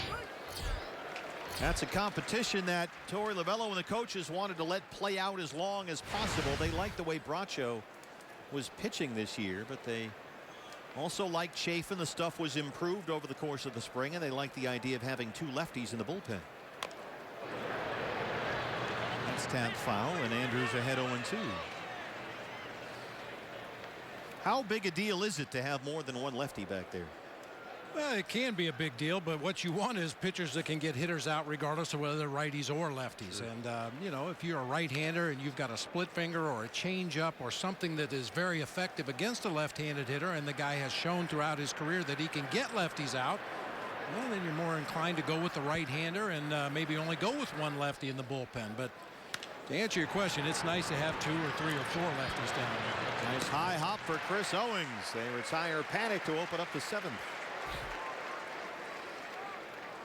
And now Bumgarner will take the at-bat. Pitcher, Madison Bumgarner. He has walked and homered so far. Madison Bumgarner, the first Giant pitcher to homer on opening day since Johnny Antonelli in 1956. Ooh. He's the first pitcher, period, to homer on opening day since Clayton Kershaw did so back in 2013 against these Giants. He got a high fastball from Zach Greinke to lead off the 5th, and he tattooed it. Ooh.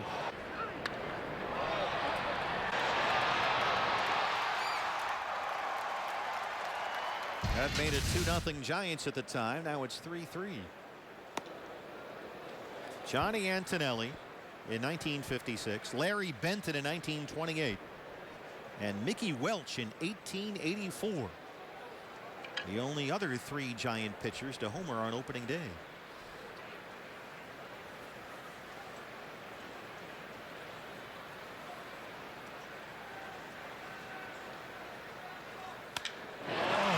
He's got another one, and that one is way out of here. Madison Bumgarner, it's 4-3 Giants, his 2nd home run today.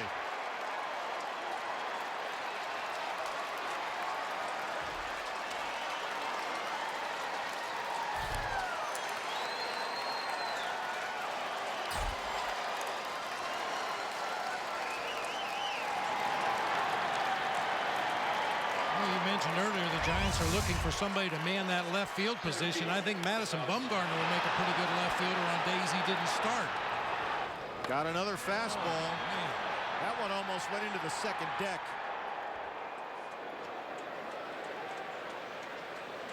Ouch. Denard Span.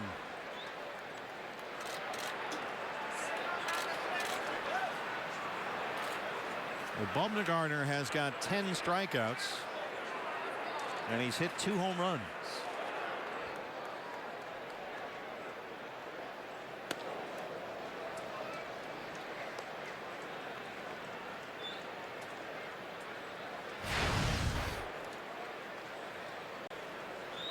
J.J. Hoover, the right-hander, warming up in the D-backs bullpen.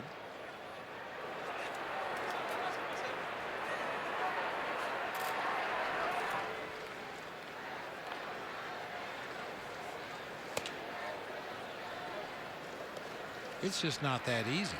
It's not supposed to be anyway. He's making it look easy on both sides.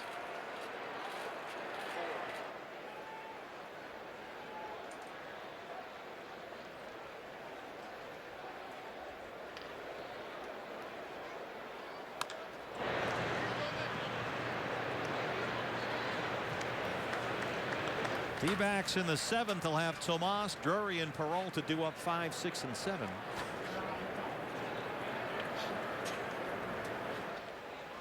You saw Johnny Cueto in the background there, scheduled to pitch Tuesday's game for the Giants. I don't think you'll see the same kind of offensive outburst from Johnny Cueto.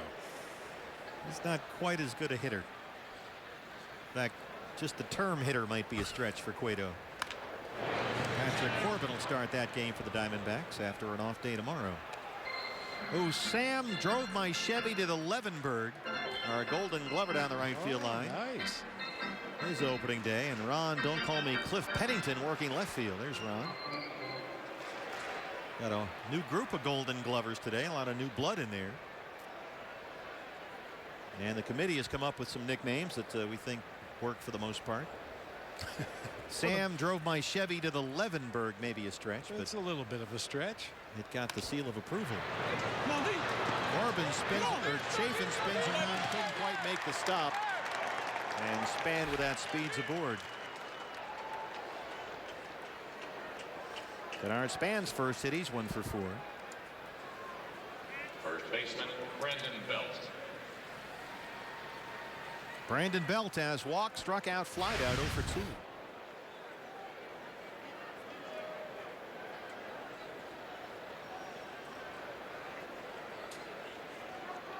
Well, you can see why Torey Lovullo wanted Andrew Chafin to start this inning. He had panicked the lefty to lead off, then Bumgarner. And then left-hand bats in Span and Belt. He's got Hoover warming up, the right-hander, with Pence on deck.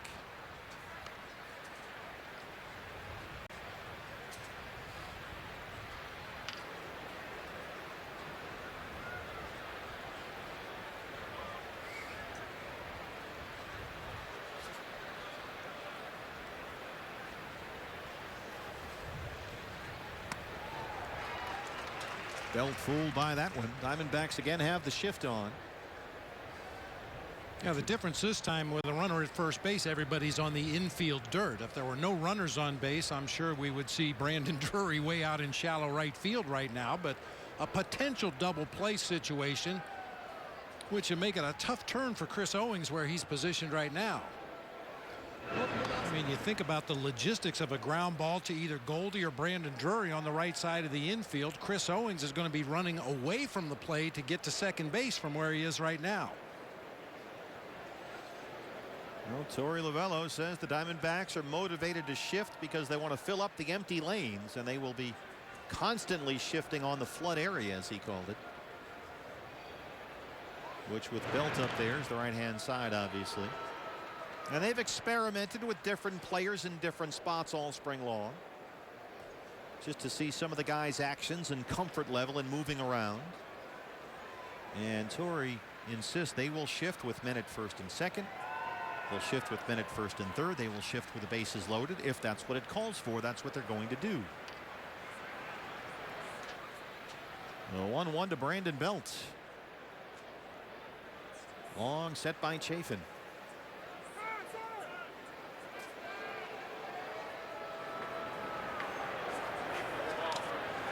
I think it's about time for your first Bruce Bochy imitation of the year. I don't know about that.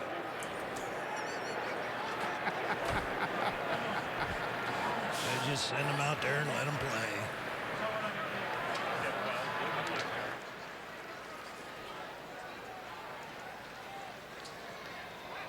Oh, they got Span going the wrong way, and they picked him off. He was going on first move, and Chafin caught him off the bag. I'm sure the Giants will want to take a look at this. Span slammed on the brakes and tried to dive into the very outfield side of the bag at first and avoid that tag. That's Ron Wotus, the bench coach. Hey, you see that little stutter step? Tim Timmons, the first base umpire. Giants have 30 seconds, and they've decided to challenge. Well, the Diamondbacks got a call overturned at third, and now the Giants will try their luck at first. Ladies and gentlemen, the previous play is under official video replay review. They might have a case. Yeah, I think so.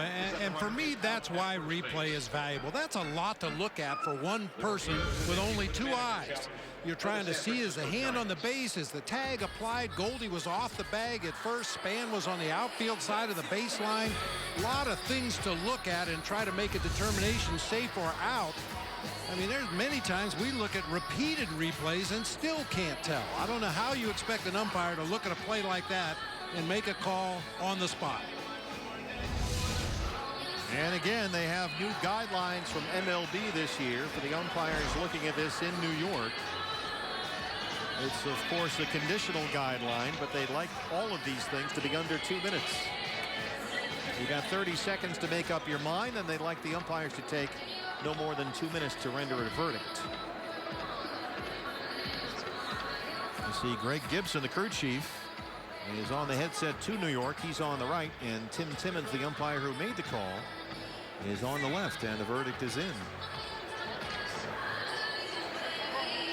He's out at first.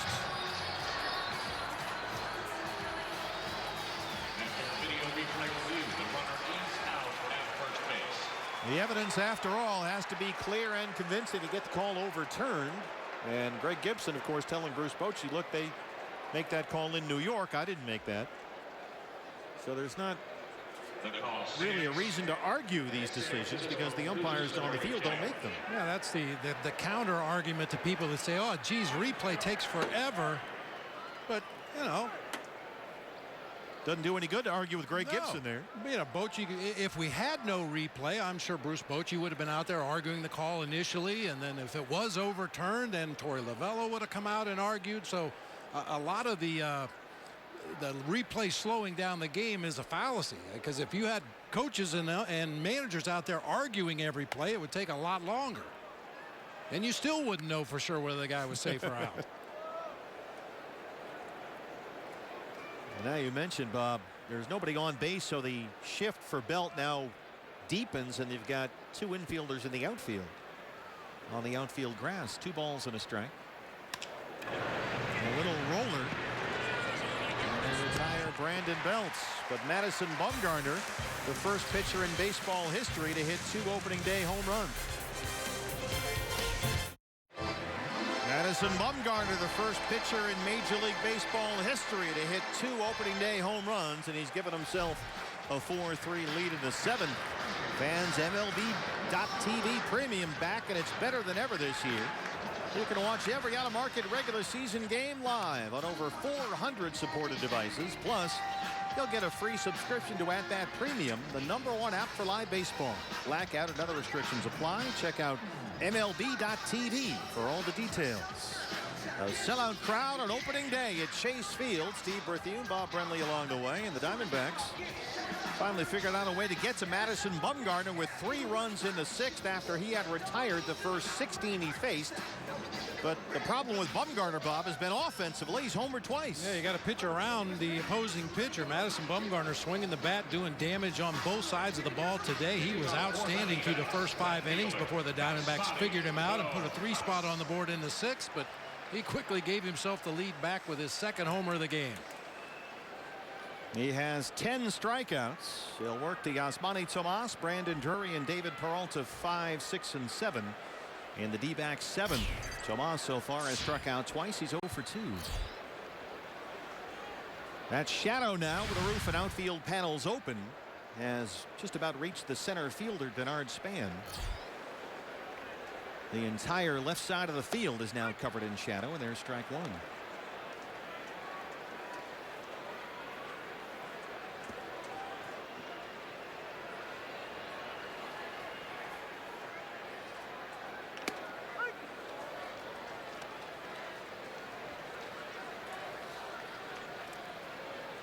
Bumgarner has been tremendously efficient for a guy that's got 10 strikeouts. 79 pitches, 59 strikes. And he strikes out Tomas to open up the 7th, his 11th strikeout of the ball game.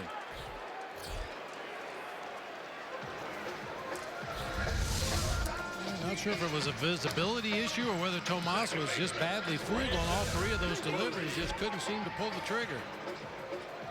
Well, it's been 15 years since a Giant hit 2 opening day home runs. That was Barry Bonds back in '02. Who? Yeah, Barry Lamar Bonds, who is back with the Giants now this year. Got himself a job with the Giants after he was the Marlins hitting coach last year. That didn't work out too well. Brandon Drury 0 for 2. And again, Bumgarner throws strike 1.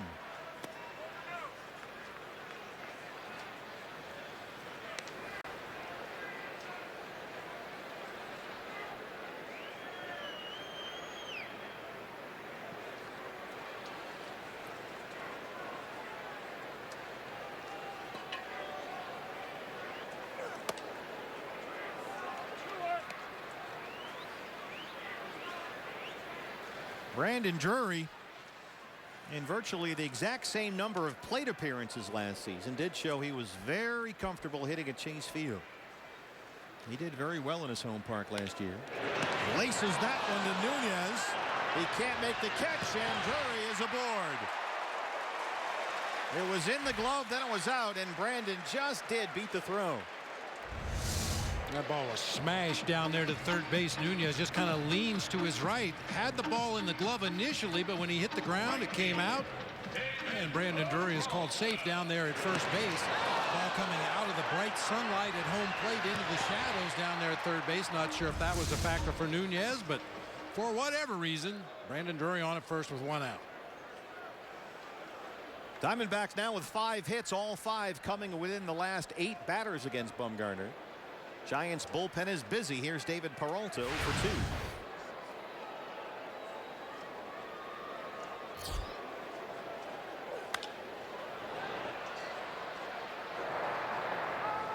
Corey Guerin had been warming up earlier, and now that's the veteran George Contos. That is the weak spot on the Giants this year, that setup core getting to their new closer Mark Melanson. Although Contos has done a very good job. Peralta lifts it in the air. Deep left field. Hernandez at the track. He's got room. And that's the 2nd out. David gave it a ride.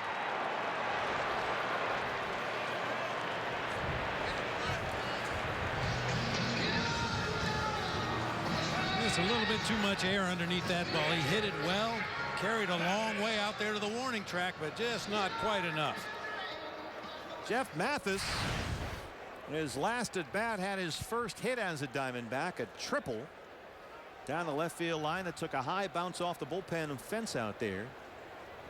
And Jeff ended up at third base with that catcher's speed of his. Pitcher spot is up next. No one in the on-deck circle yet for the D-backs. And Mathis knocks one the other way, a base hit. Jeff Mathis 2 for 3. And here comes Chris Iannetta to hit for the pitcher.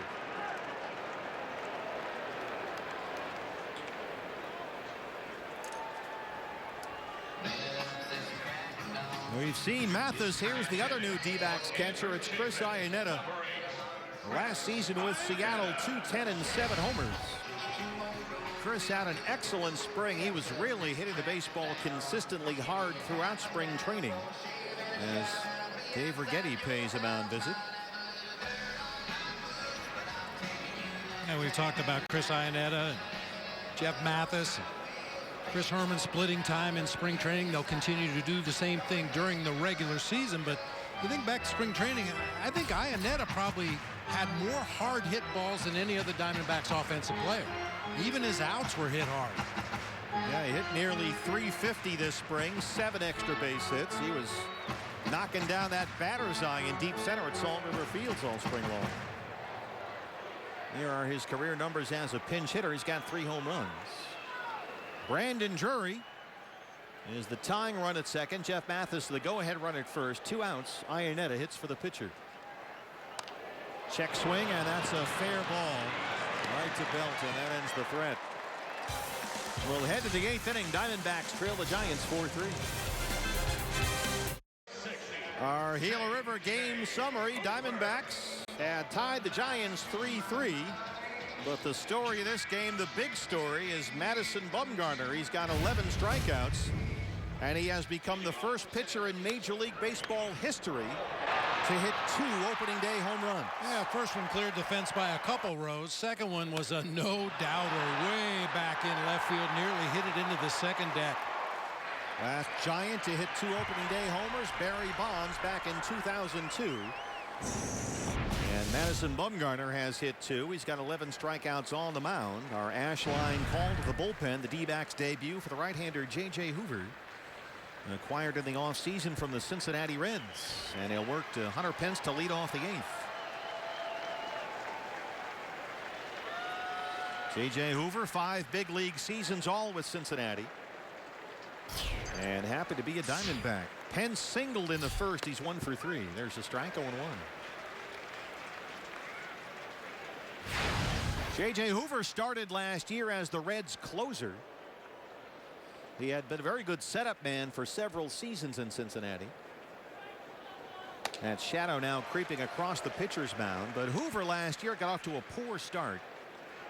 Gave up runs in 10 of his first 18 appearances with the Reds and wound up finishing most of the year, most of the second half of the year in the minor leagues. But he says he's figured out what went wrong last year as a closer. He's back in a setup role here, and he had a very good spring. Wound up making just 18 appearances with the Reds all last season. I mentioned early on in the ball game that the shadows were going to be an issue at some point. Well, it's really going to be tough from this point forward. You can see that shadow cutting across the area between the mound and home plate. The batter's eye is half in shade, half in sun. Really tough for the hitters right now. A good start for J.J. Hoover. He strikes out Hunter Pence.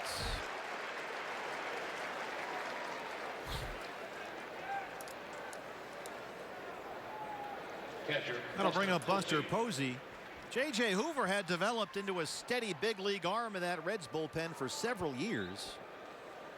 In fact, he averaged 63 relief appearances a year from 2013 through 2015. And had really settled into an 8th inning role, setting up for Aroldis Chapman when Chapman was in Cincinnati.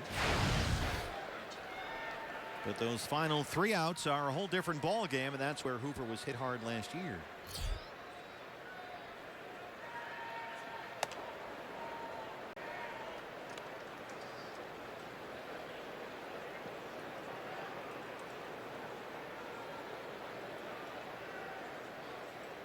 A 4.12 ERA with 6 saves along the way.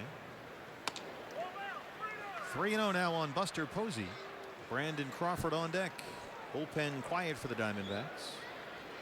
Posey 0 for 3 so far.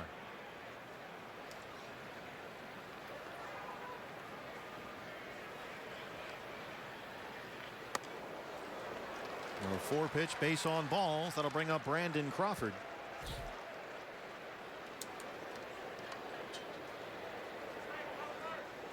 Crawford doubled and scored his last time up. He's 1 for 3.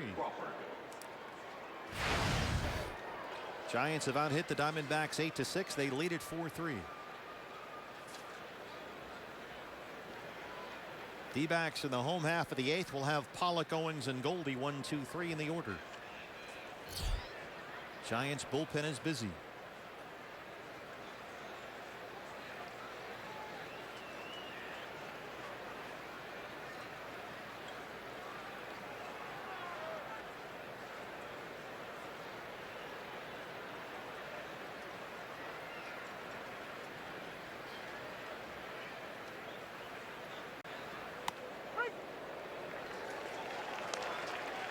Now, Hoover is basically a sinker slider pitcher. You will see him throw some straight change-ups, especially to left-handed hitters. He threw a really good straight change-up to Hunter Pence for the second pitch of that at bat. But usually he's fastball slider to righties, fastball change-up to lefties.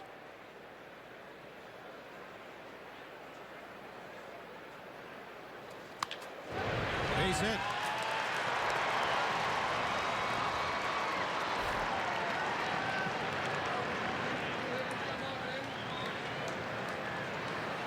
And that'll bring up Eduardo Nunez. The Diamondbacks have had no answers from Nunez today. 3 for 3, 2 singles, a double. He's stolen 2 bases and scored a run.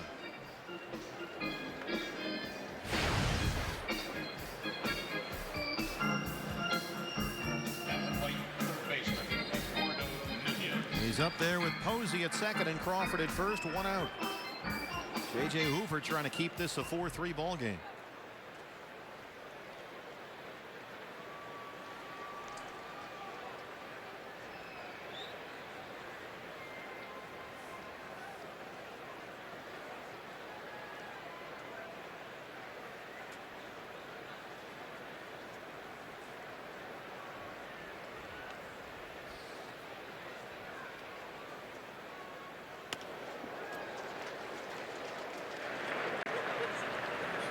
A sellout crowd at Chase Field, the first ever Sunday opening day for the Diamondbacks.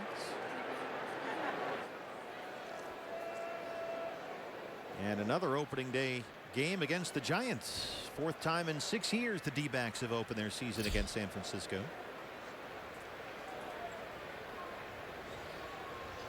The Giants almost never get to open up at home. They are beginning the season on the road for the 8th consecutive year. And the 4th time in the last 6 years they've played their opener here at Chase Field. Nunez drives one out to right. It backs up Peralta. Everybody holds up. 2 down.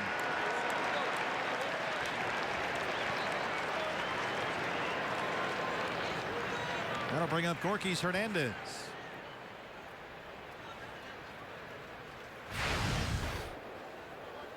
Left fielder Gorkys Hernandez.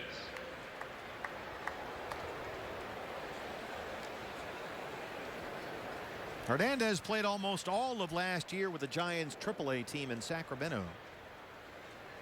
Hit .302 in the Coast League last year, 8 home runs.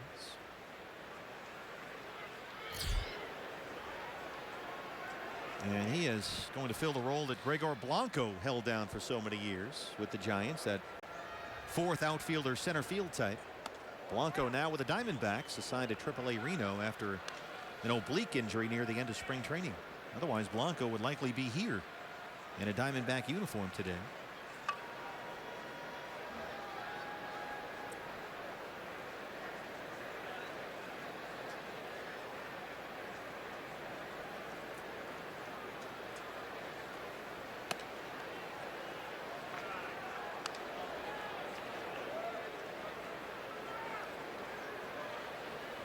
Two balls and no strikes.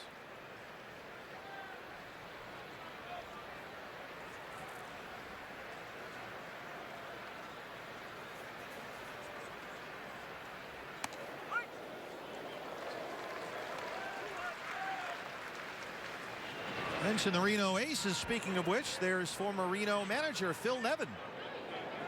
Good to see Nev back at the ballpark. Now the third base coach for the Giants. Teammate of Bruce Bochy's when they both played together down in San Diego. Boy, Hoover mixing things up nicely. So Nev had a good run with Reno. He interviewed for Torey Lovullo's job and did very, very well, according to Mike Hazen. And of course, Mike had a long time association with Torey Lovullo in Boston. And so Nev, when he didn't get the job, moved on and joined Bruce Bochy's staff. 2 balls, 2 strikes to Gorkys Hernandez. Got him. J.J. Hoover strands 2. He keeps it a 4-3 ball game.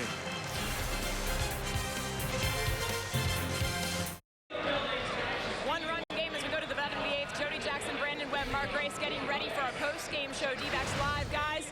Madison Bumgarner looked human for a moment when A.J. Pollock hit that homer, but then Bumgarner crushed his second one of the game, Brandon. Yeah, he's done pretty much all facets of his game are on today. Did a great job at the plate, just dominating the strike zone. Ends up, hitting 2 bombs too. So he had a great day all around. Yeah, you say human, Jody. I say superhuman. 2 bombs at the plate. I was expecting the good pitching from Madison Bumgarner. I wasn't expecting 2 long balls. All right, guys, back to you.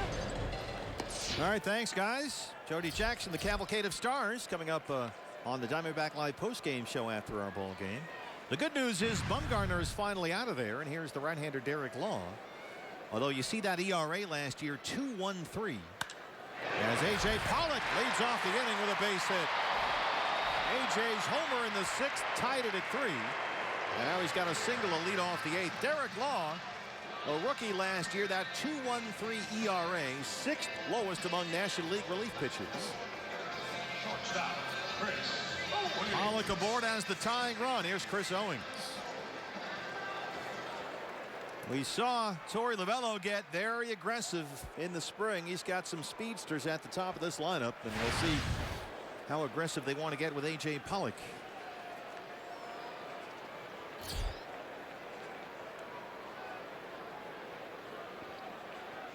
A.J. holds, and the pitch is a ball. 1-0 to Chris Owings. CO 0 for 3, struck out all 3 times he faced Madison Bumgarner.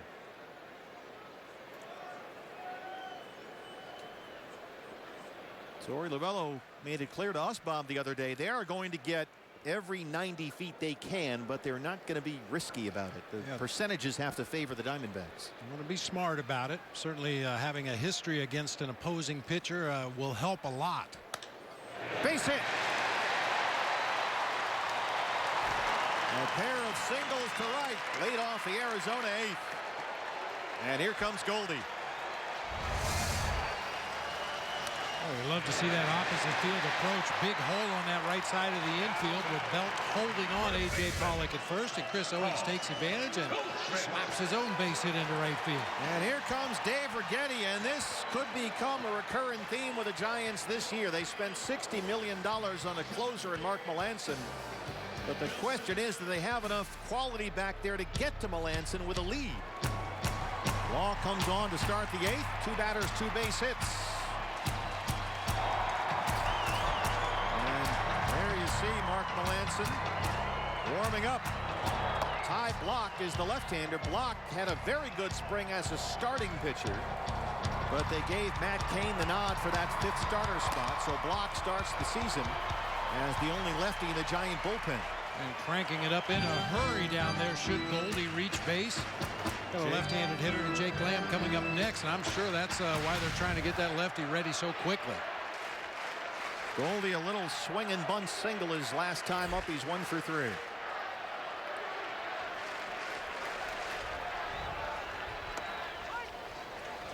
Drop that breaking ball in there for strike 1.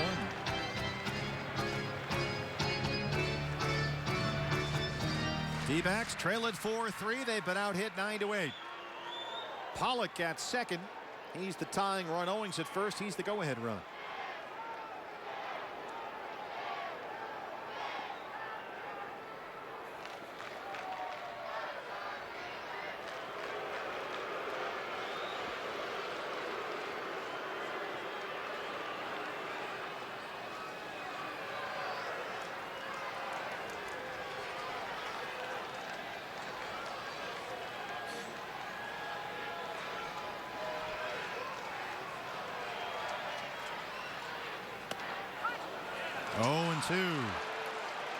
Law does not want to give Goldie a fastball, and it's worked so far.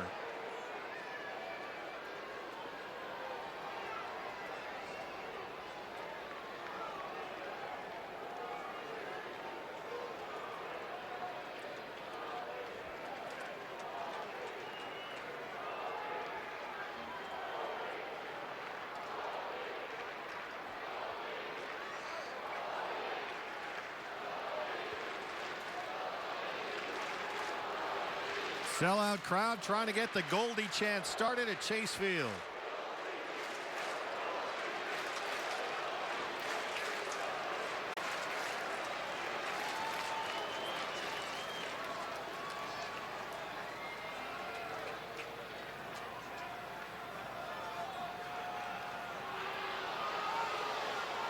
Late time finally granted by Greg Gibson.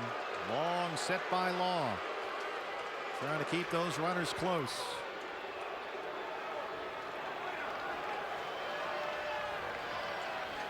I mentioned earlier in the ball game the Diamondbacks offensively should have tried to throw Madison Bumgarner out of his rhythm, calling time out at the plate, doing something to get him out of his rhythm.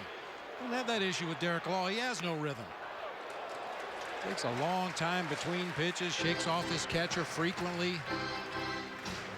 Well, he finally gave Goldie a fastball there, but it was nowhere near the plate, and it's 1-2. The closer, Fernando Rodney, has started throwing in the Diamondback bullpen. Looks like Randall Delgado is up as well.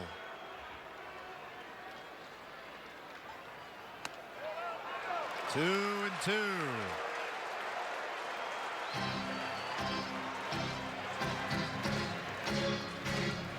Buster Posey wants a word.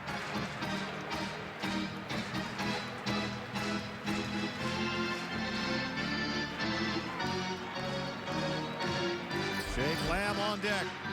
The lefty block warming up in the Giant bullpen.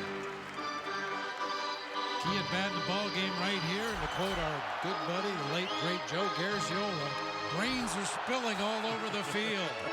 All the what-if scenarios playing in the heads of both skippers. Torey Lovullo, his first opening day as a big league manager.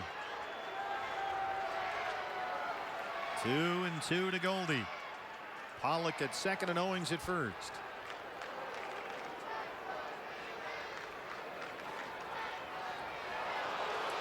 Boy, Derek Law is really worried about those base runners. Excellent speed on the bases with Pollock and Owings.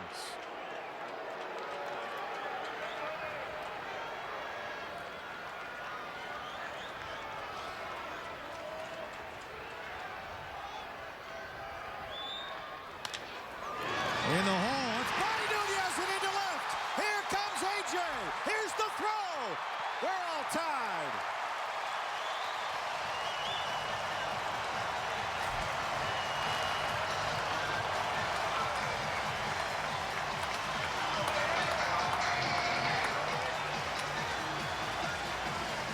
Another squib shot by Goldie, but it's good enough to make it 4-4. Well, you mentioned it early. Law just looked like he didn't want to throw a fastball. Got a called strike on a curveball, got a called strike on a high curveball there. He shows a fastball off the plate away, goes right back to the curveball again, just misses away again with another curveball. And Goldie rolled over that fastball, but found that hole in the left side of the infield and knocked this one up. The Diamondbacks, 3 singles open up the 8th inning, and they've come back again to tie the Giants. It's 4-4 back after this.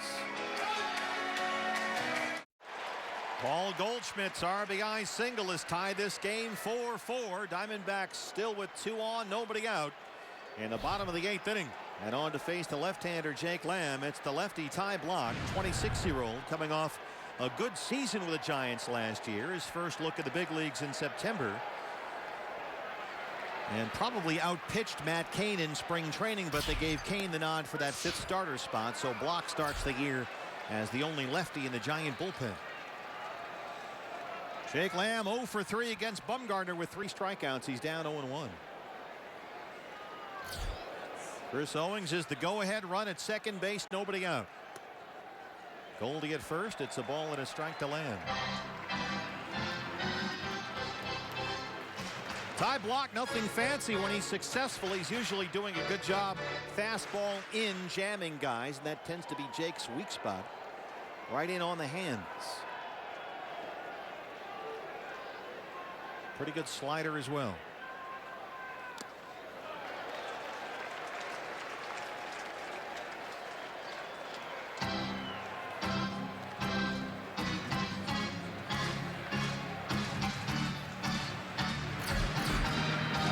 Tomas on deck. Fernando Rodney, the new closer, warming up in the bullpen. Delgado had been throwing earlier. He has since sat down.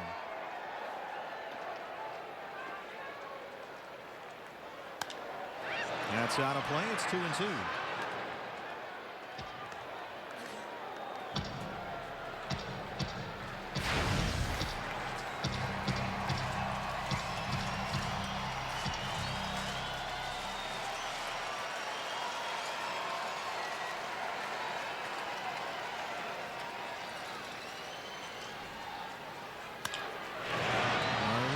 second. Panic. Crawford for one. They turn it.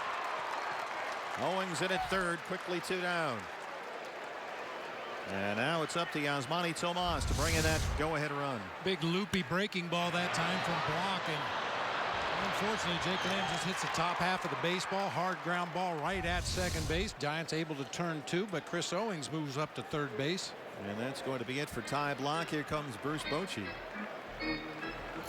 Diamondbacks have the go-ahead run at third with 2 outs back after this.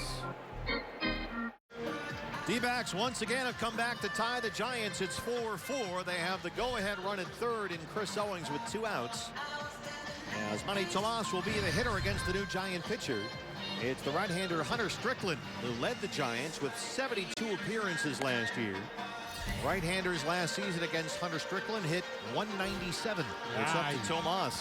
Big fastball from Strickland, averaged 97 miles an hour with his heater last year. Also has a sharp late-breaking slider that he'll throw in the mid to upper 80s. Get ready to hit a heater. Well, here's big Yasmani. 0 for 3 with 3 strikeouts against Madison Bumgarner. And now he'll get a look at a right-hander, Hunter Strickland. Trying to get Owings home from third.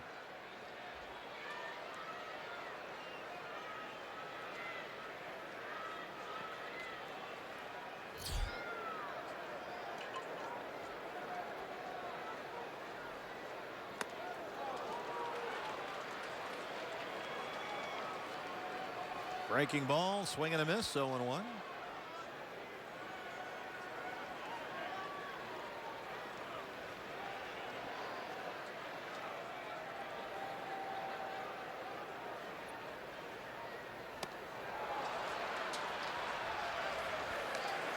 Yasmani Tomas has got to learn to lay off some of these breaking balls and make pitchers throw him fastballs or throw him strikes.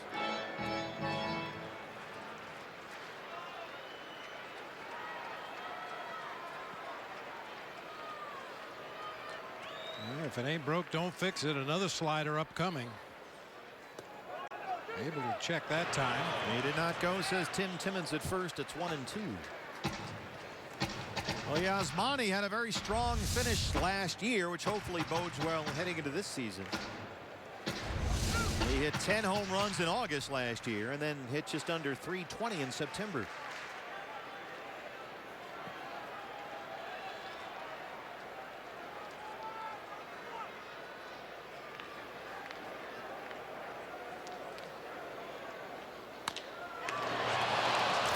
Strickland able to get a glove on it, and Owings is stranded at third. But the Diamondbacks, for the second time in the ball game, come back to tie it. It's 4-4.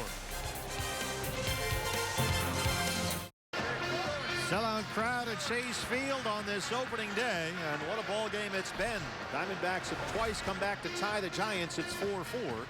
As we start the 9th inning, CenturyLink, your link to what's next. A day off tomorrow. We're back at it against these Giants on Tuesday. Johnny Cueto against Patrick Corbin. Then Wednesday, Matt Moore versus Taijuan Walker, who makes his D-backs debut. Thursday, Jeff Samardzija, the Shark, against Robbie Ray. And then the Cleveland Indians come back for a weekend series starting on Friday. And here we are in the 9th inning. It's not a save situation, but here's the new closer, his D-backs debut at the age of 40, Fernando Rodney. Still rushes it up there in the low to mid 90s, has an absolute wipeout changeup, also throws an occasional slider. He's a lot of fun to watch. 25 saves last year between the Padres and the Marlins. 261 saves for his career over parts of 14 big league seasons. Joe Panik, the second baseman, leads off the Giant ninth.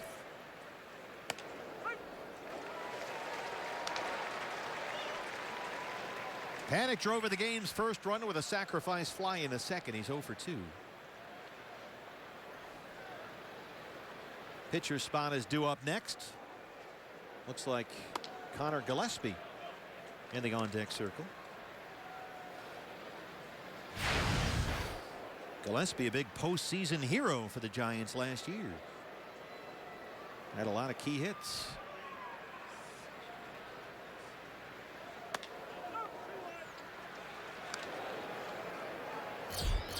There he is.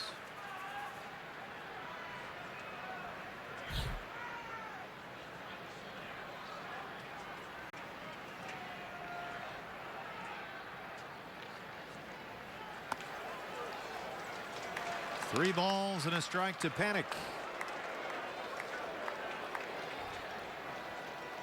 Rodney began last season as the closer in San Diego, where he converted all 17 save opportunities. He was outstanding with the Padres.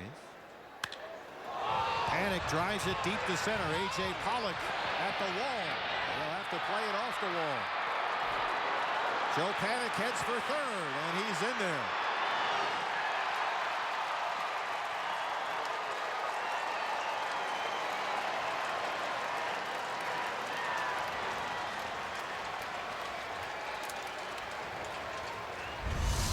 Got the count in his favor. Didn't look like he was ready to swing the bat, but got that fastball up and out over the plate, banged it over the head of A.J. Pollock. Easily into third base with an unnecessary slide right there. A.J. was tracking that ball. I thought he might have a chance to catch it, but it hit high off the batter's eye out there in center field. So now Rodney in a real mess. The infield will have to come in. With the go-ahead run at third and nobody out, here is Connor Gillespie.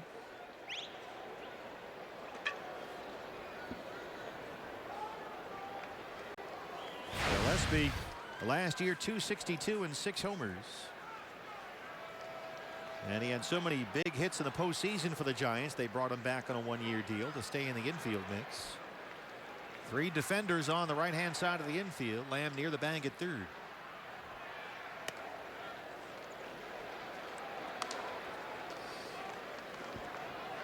Gillespie had a big spring. He hit 350 with a couple of homers.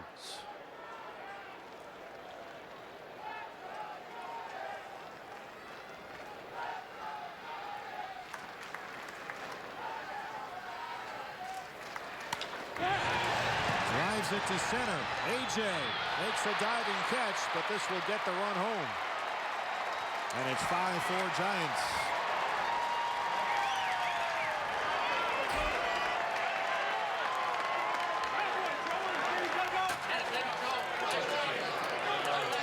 Gillespie may have hit that ball off the end of the bat a little bit. It was dying as it got out there into the gap in right center. Nice diving catch by A.J. Pollock. Unfortunately, Panik can walk home with the go-ahead run. That's 3 different times now the Giants have had an RBI from their number 9 spot in the order. 2 of them were Bumgarner homers. What a play by Brandon Drury, but Goldie can't make the catch.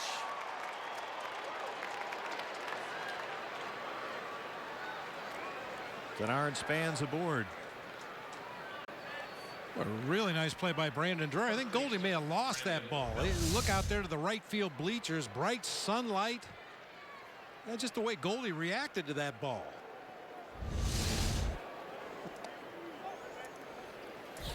Second hit for Span. As Drury ranged far to his left, you can see the ball was coming out of that area. That was the background that Goldie was looking into. Bright sunlight reflecting off some of the lighter shirts out there. I don't think Goldie ever saw that throw.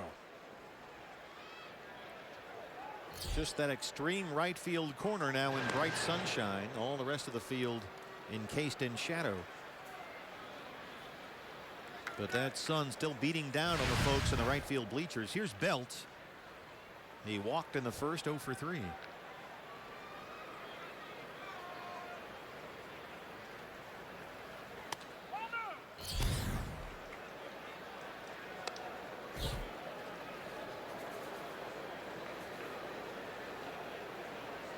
I think Brandon Belt tried some bunts late in the season last year against the Diamondbacks shift.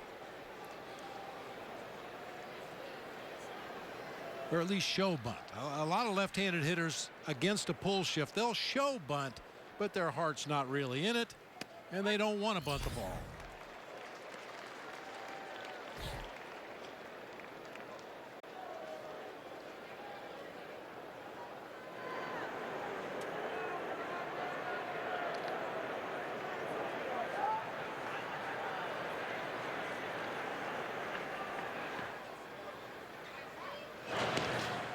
Well, Belt has become an extremely patient hitter up there. Last year, a .394 on base percentage. That was tops among Giants regulars. And he was one of only 4 National Leaguers last year to draw over 100 walks. Goldie led the league. You got to throw him strikes.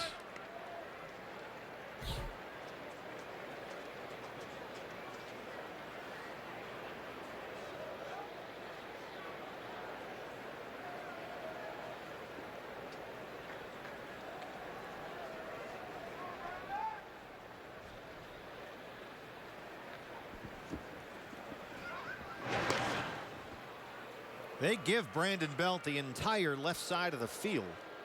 The third baseman, Jake Lamb, is right in front of second base umpire Jim Wolf. And you see Tolas well off the line.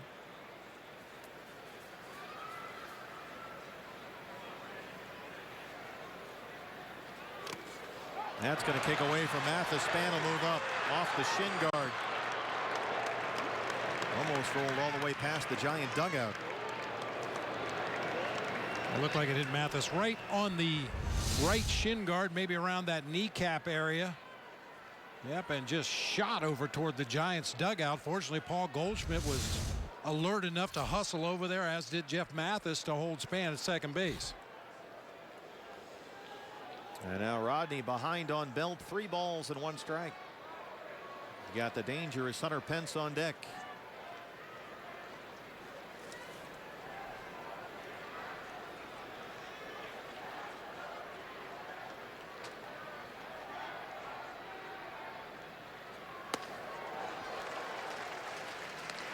There's that changeup from Rodney, still as deadly as ever. Great arm speed. That's what sells that pitch. Everything tells a hitter fastball, but because of the grip on the pitch, just floats up there about 10 miles an hour slower than his fastball. Full count, 3-2. Lifts it the other way, but it's leaking out of play. Lights are on now in the ballpark here at Chase Field. Roof and outdoor panels open. Not a cloud in the sky, but you've got the whole field in shadow for the most part.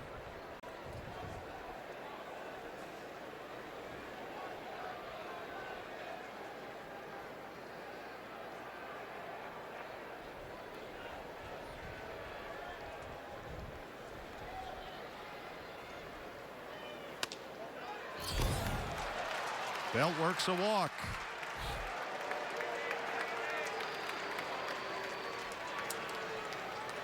Right fielder Hunter Pence. And now Rodney will deal with Hunter Pence. Pence singled in the first. He's 1 for 4.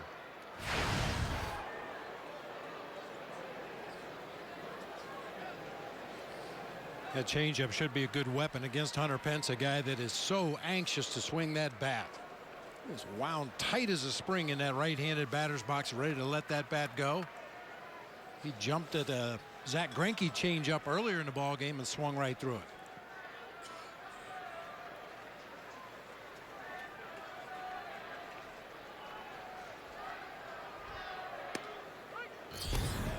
Fastball at 97. He's ahead 0-1. Pence did not have a good spring. He had 60 at bats, but hit barely over 180 without a home run.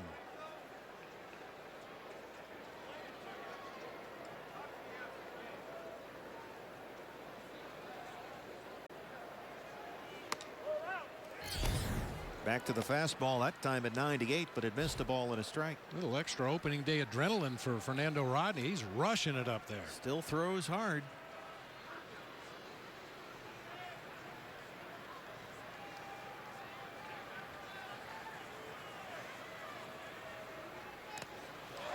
Another one kicks in the dirt. Mathis can't find it. It's behind him. Span halfway to home. Belt moves up as well. Yeah, there's no easy way for a catcher to block a 97-mile-an-hour fastball in the dirt. You just try to pick it clean like a first baseman would pick a throw in the dirt. You just don't anticipate a big league pitcher throwing his fastball that far out in front of home plate. Been a rocky road in the 9th with Fernando Rodney so far. A triple, a sacrifice fly, a single, a walk, And a couple of wild pitches. And now he's behind on Pence 2-1. Infield is in for the D-backs. Second and third. Swing and a miss. It's 2-2.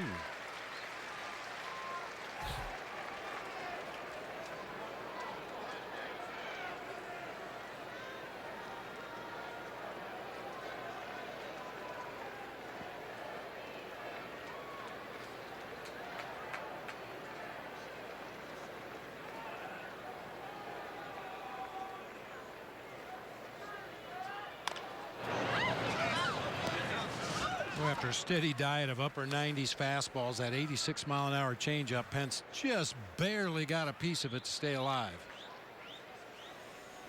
That changeup looks just like the fastball. Suddenly just kind of drops. But that's a fastball changeup combo that's worked for Rodney for a long time.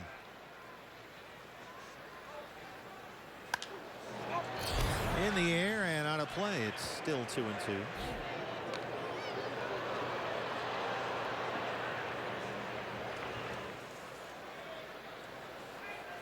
Diamondbacks in the home half of the ninth will have Drury, Peralta, and Mathis due up 6, 7, and 8.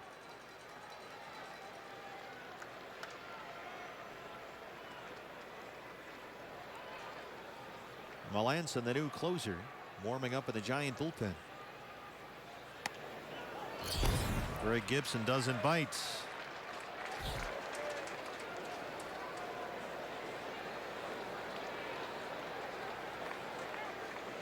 Back-to-back 3-2 counts for Rodney.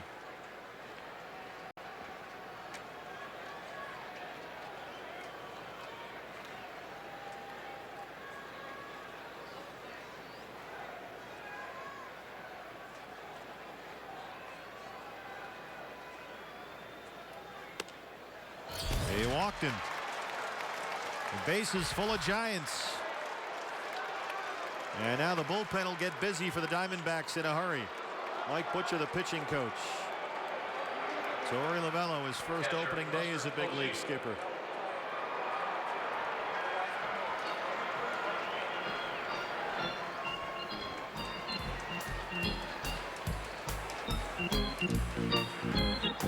The Diamondbacks do have tomorrow off, so you could extend Rodney a little bit longer than you normally would if you felt he was going to find it and be effective.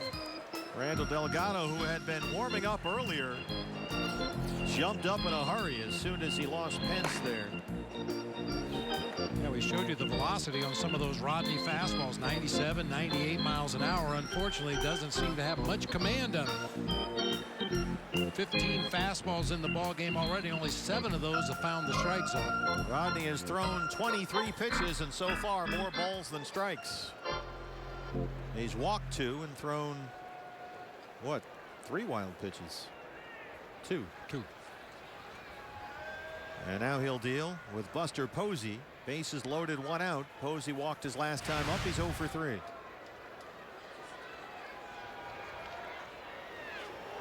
Boy, that one almost went to the backstop.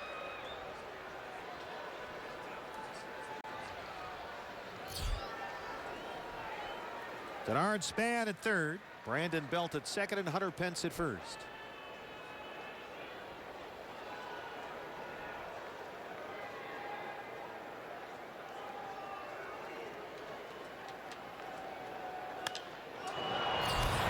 Sky high, short right for Peralta.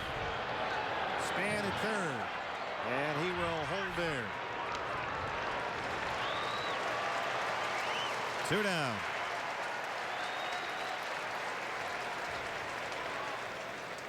Brandon Crawford now. Shortstop, Brandon Crawford. Well, Bruce Bochy loves Crawford in these exact situations. He is a very productive hitter, he says, because in Bochy's mind, Crawford almost always seems to find a way to get the run in. Great focus with men on base. And he's up there with the bases full and 2 outs. Yeah, I think Crawford's approach changes. I could be wrong, but what I've seen of Brandon Crawford, when he has runners in scoring position, he's more willing to go to the opposite field. He'll look for pitches out over the plate and try to drive them to left center. With nobody on base, he's looking for something he can pull hard to right field. Rodney gets ahead. 0-1.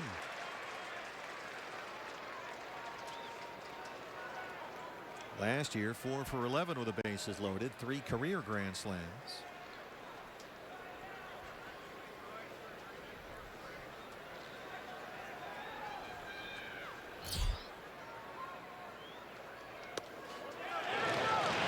Yes, he did, says DJ Rayburn, and it's 0-2. When you get in trouble, you go to your bread and butter, which for Fernando Rodney is that straight changeup. I call it a straight changeup. It has a lot of movement. Got Crawford way out in front of that one. See if he comes right back with another one. 0-2. It's almost like a split finger fastball. Yeah, it has that kind of action.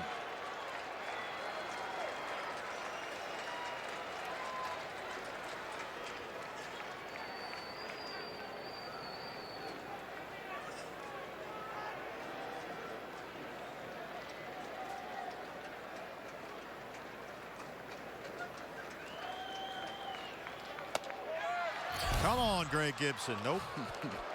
It's a show me fastball that time from Rodney. 96 in. Tried to run it up and in to Brandon Crawford, push him off the plate, possibly set up another changeup low and away. Well, Torrey, nobody said this was going to be easy.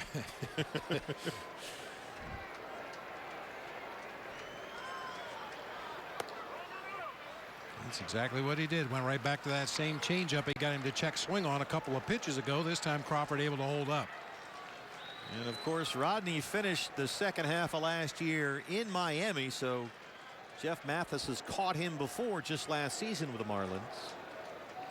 It's another one of those 2-2 pitches with 2 outs. Got the bases loaded. Want to make something happen right here. Fair ball. Fair ball. Yeah. And he stepped on home, so that should have been the force play to end the inning. Yep, and it is. There you go. So somehow Fernando Rodney gets out of that with only 1 run, but the Diamondbacks are down 1 as we head to the home half of the 9th on opening day, and Brandon Drury will lead it off.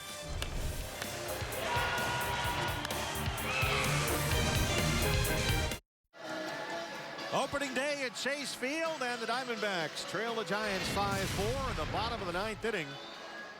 But they've come back twice today, including this, our Chaz Roberts air conditioning and plumbing cool play of the game. Goldie's infield single in the 8th tied it up.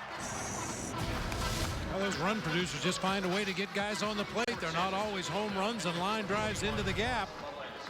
And here's the new $60 million man in San Francisco, their new closer, Mark Melanson.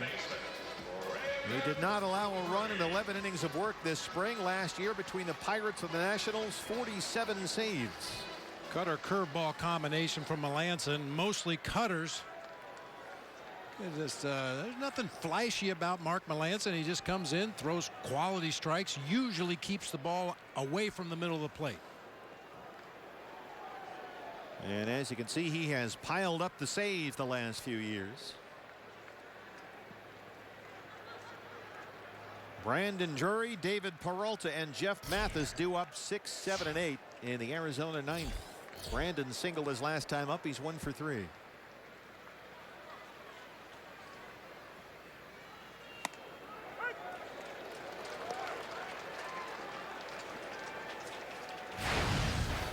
Melanson appeared briefly with Team USA in the World Baseball Classic. He was added to the roster for the semifinals and pitched 2/3 of an inning.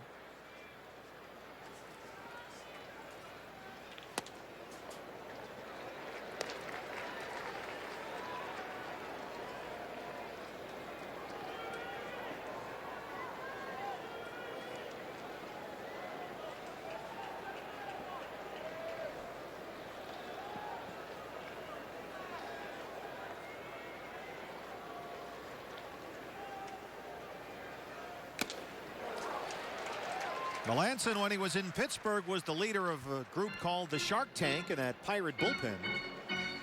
And now he's on a team with the Shark, Jeff Samardzija. So they're going to need a bigger boat. They're going to need a bigger boat.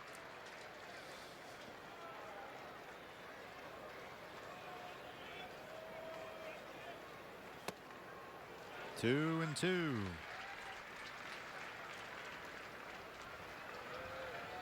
Brandon hasn't seen a whole lot of Melanson, but so far so good. 2 for 4.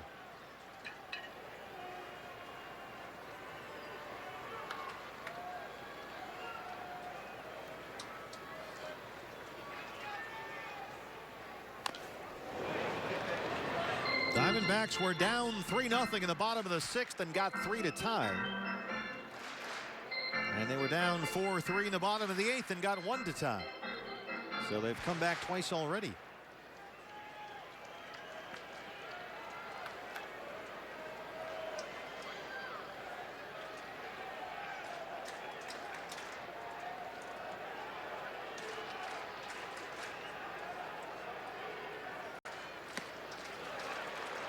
Brandon has worked it full 3-2.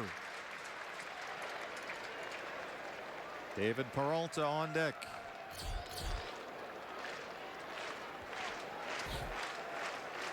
Baxter getting the D-back fans going on top of that third base dugout.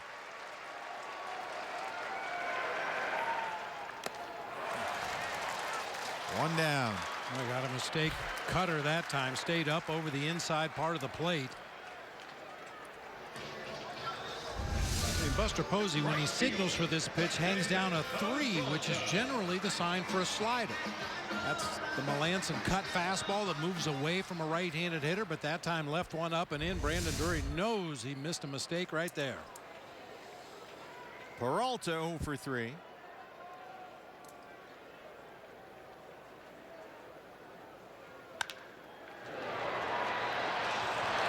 Panic smothers it and throws him out. Well, that sure looked like it was headed for the right center gap. 2 down. Boy, especially when you consider that Panic was cheated over toward the hole between first and second. He's got a ways to go to get there. Nice diving stop, long throw just in time to get Peralta. Well, the D-backs down to the last man standing. It's Jeff Mathis, the catcher. Pitcher spot up next, and Daniel Descalso is in the on-deck circle. Mathis has tripled and singled. He's 2 for 3.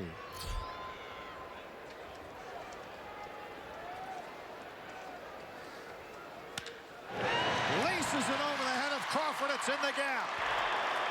Hernandez cuts it off. Mathis heads for second, and he's in there. Jeff Mathis 3 for 4. And Descalso will get a chance to tie the ball game. And Jeremy Hazelbaker will get an opportunity to run for Jeff Mathis. Boy, did he scald that ball. Cutter right down the middle of the plate, barreled it up over the head of Brandon Crawford, and nice effort by Gorkis Hernandez there, but he kicks it over to center field, allowing Mathis to easily advance on to second base, representing the tying run. Well, Mathis brought in by the D-backs new front office for his catching ability and his pitch framing. A career 197 hitter. But today he's a home run shy of the cycle. Now Hazelbaker is the tying run at second with 2 outs. And Descalso hits in a pitcher spot. Daniel Descalso, the former Cardinal and Rocky, last year his numbers with Colorado.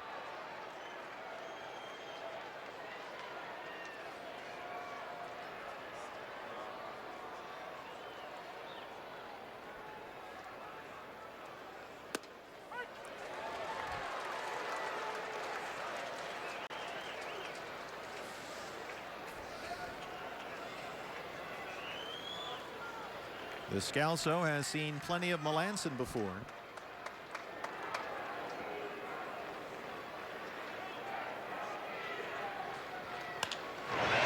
he knocks it into the center field gap. Here comes Hazelbaker, and the Diamondbacks have come back again to tie.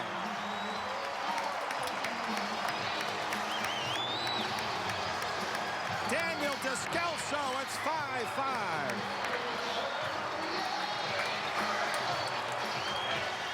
Daniel Descalso is one of those hitters that seems to keep his bat in the strike zone for a long time. Might have got jammed a little bit right there, but finds grass in right center. With 2 outs, Hazelbaker's off at the crack of the bat. He scores easily. What a ball game. Woo. Diamondbacks down 3-0, 4-3, and 5-4. 3 times have come back to tie the ball game. And now here's A.J. Pollock, who has homered and singled. He's 2 for 4. Nice backhand save there by Posey. Keeps Descalso at first. That's 5 runs, Mr. Brentley. Yeah, it means tacos. 3 free beef tacos at Taco Bell tomorrow with the purchase of a large drink. I'll take advantage of that. Well, we've said all spring long that Daniel Descalso looked like he'd be a real nice pickup. And it's already paid off. Well, he's had a lot of experience in his career in situations just like that. 8th and 9th inning of a close ball game. Send him up there with an opportunity to tie it or give your team a lead. He's come through often in his career. Well, you couldn't ask for a more exciting opening day. This game sold out well in advance. Over 49,000 in here with us at Chase Field. Roof and outfield panel still open. Baxter's got them on their feet. And what is now a 5-5 ball game, the D-backs and the Giants. Over the head of Melanson. Panic behind the bag, and he won't get there. Descalso heads for third. Winning run 90 feet away. A.J. his third hit today.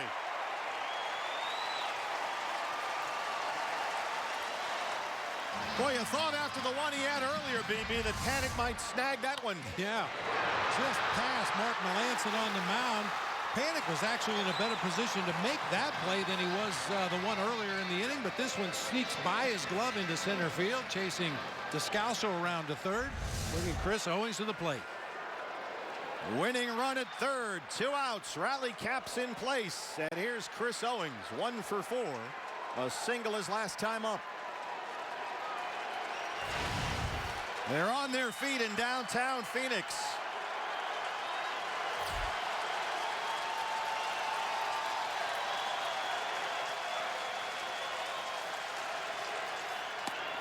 Pollock takes second, uncontested, and Owings takes a strike.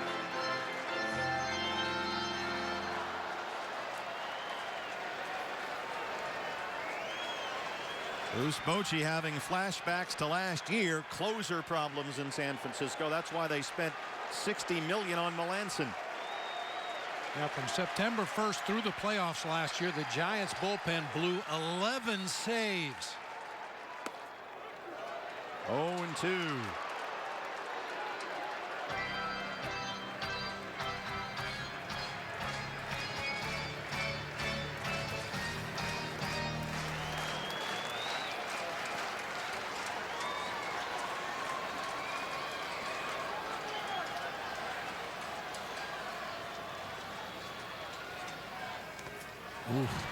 About a walk-off wild pitch. A big curveball from Melanson. Moving on that pitch is straight down. That one bounced in the dirt. Posey that time up to the task. Kept it in front. Descalso's 2 out. Pinch hit RBI single tied it. And now he's the winning run at third.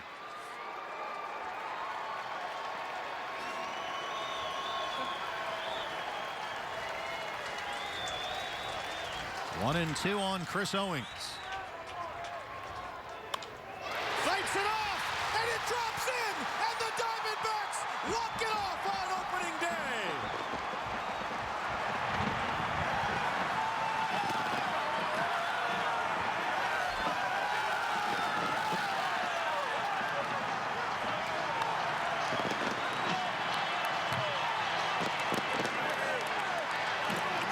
Well, they came back to tie it 3 different times, and this time Chris Owings wins it.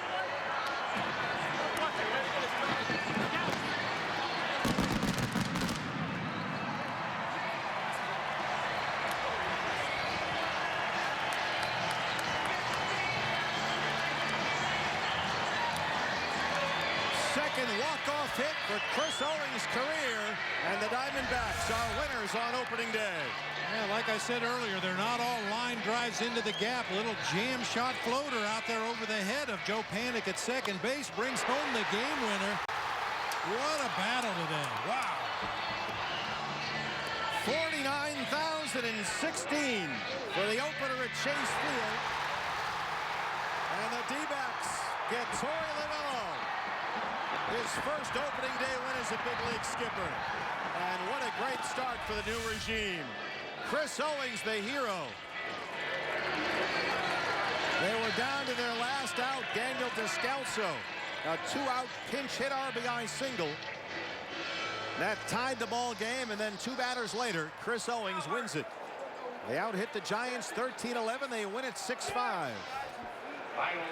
And that's how you start a season. Man, exciting ball game. A lot of good things happened out there. And keep in mind, BB, that Madison Bumgarner took a perfect game into the 6th inning. And a game in which he became the first pitcher ever to hit 2 home runs on opening day. But the Diamondbacks wind up 6-5 winners on Chris Owings' RBI walk-off single with 2 outs in the bottom of the 9th, and CO is with us down on the field. Chris, congratulations. What'd you see there from Mark Melanson? Man, he's one of the best closers in the game, so I faced him a couple times, and you know, he's got one of the best cutters, and he's got a good curveball to go with it. So just trying to get a pitch up in the zone, and he made 2 good pitches early, but just trying to battle late there. Boy, Chris, is there any carryover value? You guys kept battling, heads up. They knocked the headset off.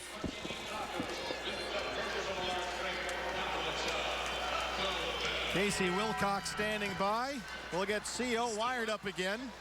Did they hurt you with that? That was a lot of ice. Yeah. Well, that's about the only way they can cool you guys off. After Mad Bum came out of the ball game, it seemed like the offense just lit up. I mean, that'll happen occasionally when you face a premier starter like him, but did you guys feel a difference in the dugout? Yeah, exactly. I mean, he came out hot, and he was kind of feeding off our adrenaline. We had some big swings early on, myself included. Once we kind of settled in, got into the game, AJ killed it with that home run, and from there we just took off. Chris, you've got a new regime here in the front office, a new skipper in Torey Lovullo. This was his first opening day as a manager. Was there any message to the team before the ball game today? He just kind of told us to go out there and do our thing. He said he thanked us for everything we did in spring training. We worked our butt off for him, and just to go out there and keep doing the same thing, and it really paid off today. It sure did. Congratulations. Chris Owings makes the Diamondbacks winners here 6-5 on opening day. Chris, thanks. Thanks, guys. Well, BB, Rodney had a rocky 9th, but importantly, he made sure that the Giants only got 1 home. He left the bases loaded. He ends up with the victory. Yeah, it could have been a lot worse in that top half of the 9th inning, but Rodney found his stuff and was able to limit the damage to 1, which gave the Diamondbacks the opportunity to do what they did in the bottom of the 9th. Well, I tell you what, we've got a lot to talk about here. It's a good thing Jody Jackson has a full roster out there. D-Backs Live post-game show with a cavalcade of stars. It's Gracie and Webby standing by with Jody. That we do, Steve. Thanks so much. And guys, it just proves it's not how you start, it's how you finish. And that goes for Madison Bumgarner as well as Chris Owings. He started out with 3 strikeouts and then finished with 2 hits, including a 2-out walk-off single. Brandon, what is this game for this team? What did it prove to you about the makeup of this team right now? I'm going to say it again. Never say Diamondbacks is my line. Oh, that's your line. That's my line. Oh, okay. Don't steal I made it up. Unbelievable job of just chipping away. They got Madison Bumgarner tough today, but they chipped away and found a way to never give up and got the job done. I'll tell you what, I don't know if you can script a better opening day ball game here in downtown Phoenix. I mean, Madison Bumgarner comes out. I mean, like Chris Owings said, he was on fire. I mean, Diamondbacks ended up getting 13 hits. They didn't get anything in the first 5 innings, and then all of a sudden, you know, one big blow by A.J. Pollock, and next thing you know, the Diamondbacks, they were down a lot today. Kudos to them, man. They showed a lot of heart. You're right. It is truly amazing, and we're going to break it all down. Coming up in the postgame show, Diamondbacks Live, presented by CenturyLink. We'll have reaction from inside the dressing room. What a thrilling victory here on opening day 2017 in front of a sellout crowd. It doesn't get much better than that. We will talk about all of it when we come back on D-Backs Live.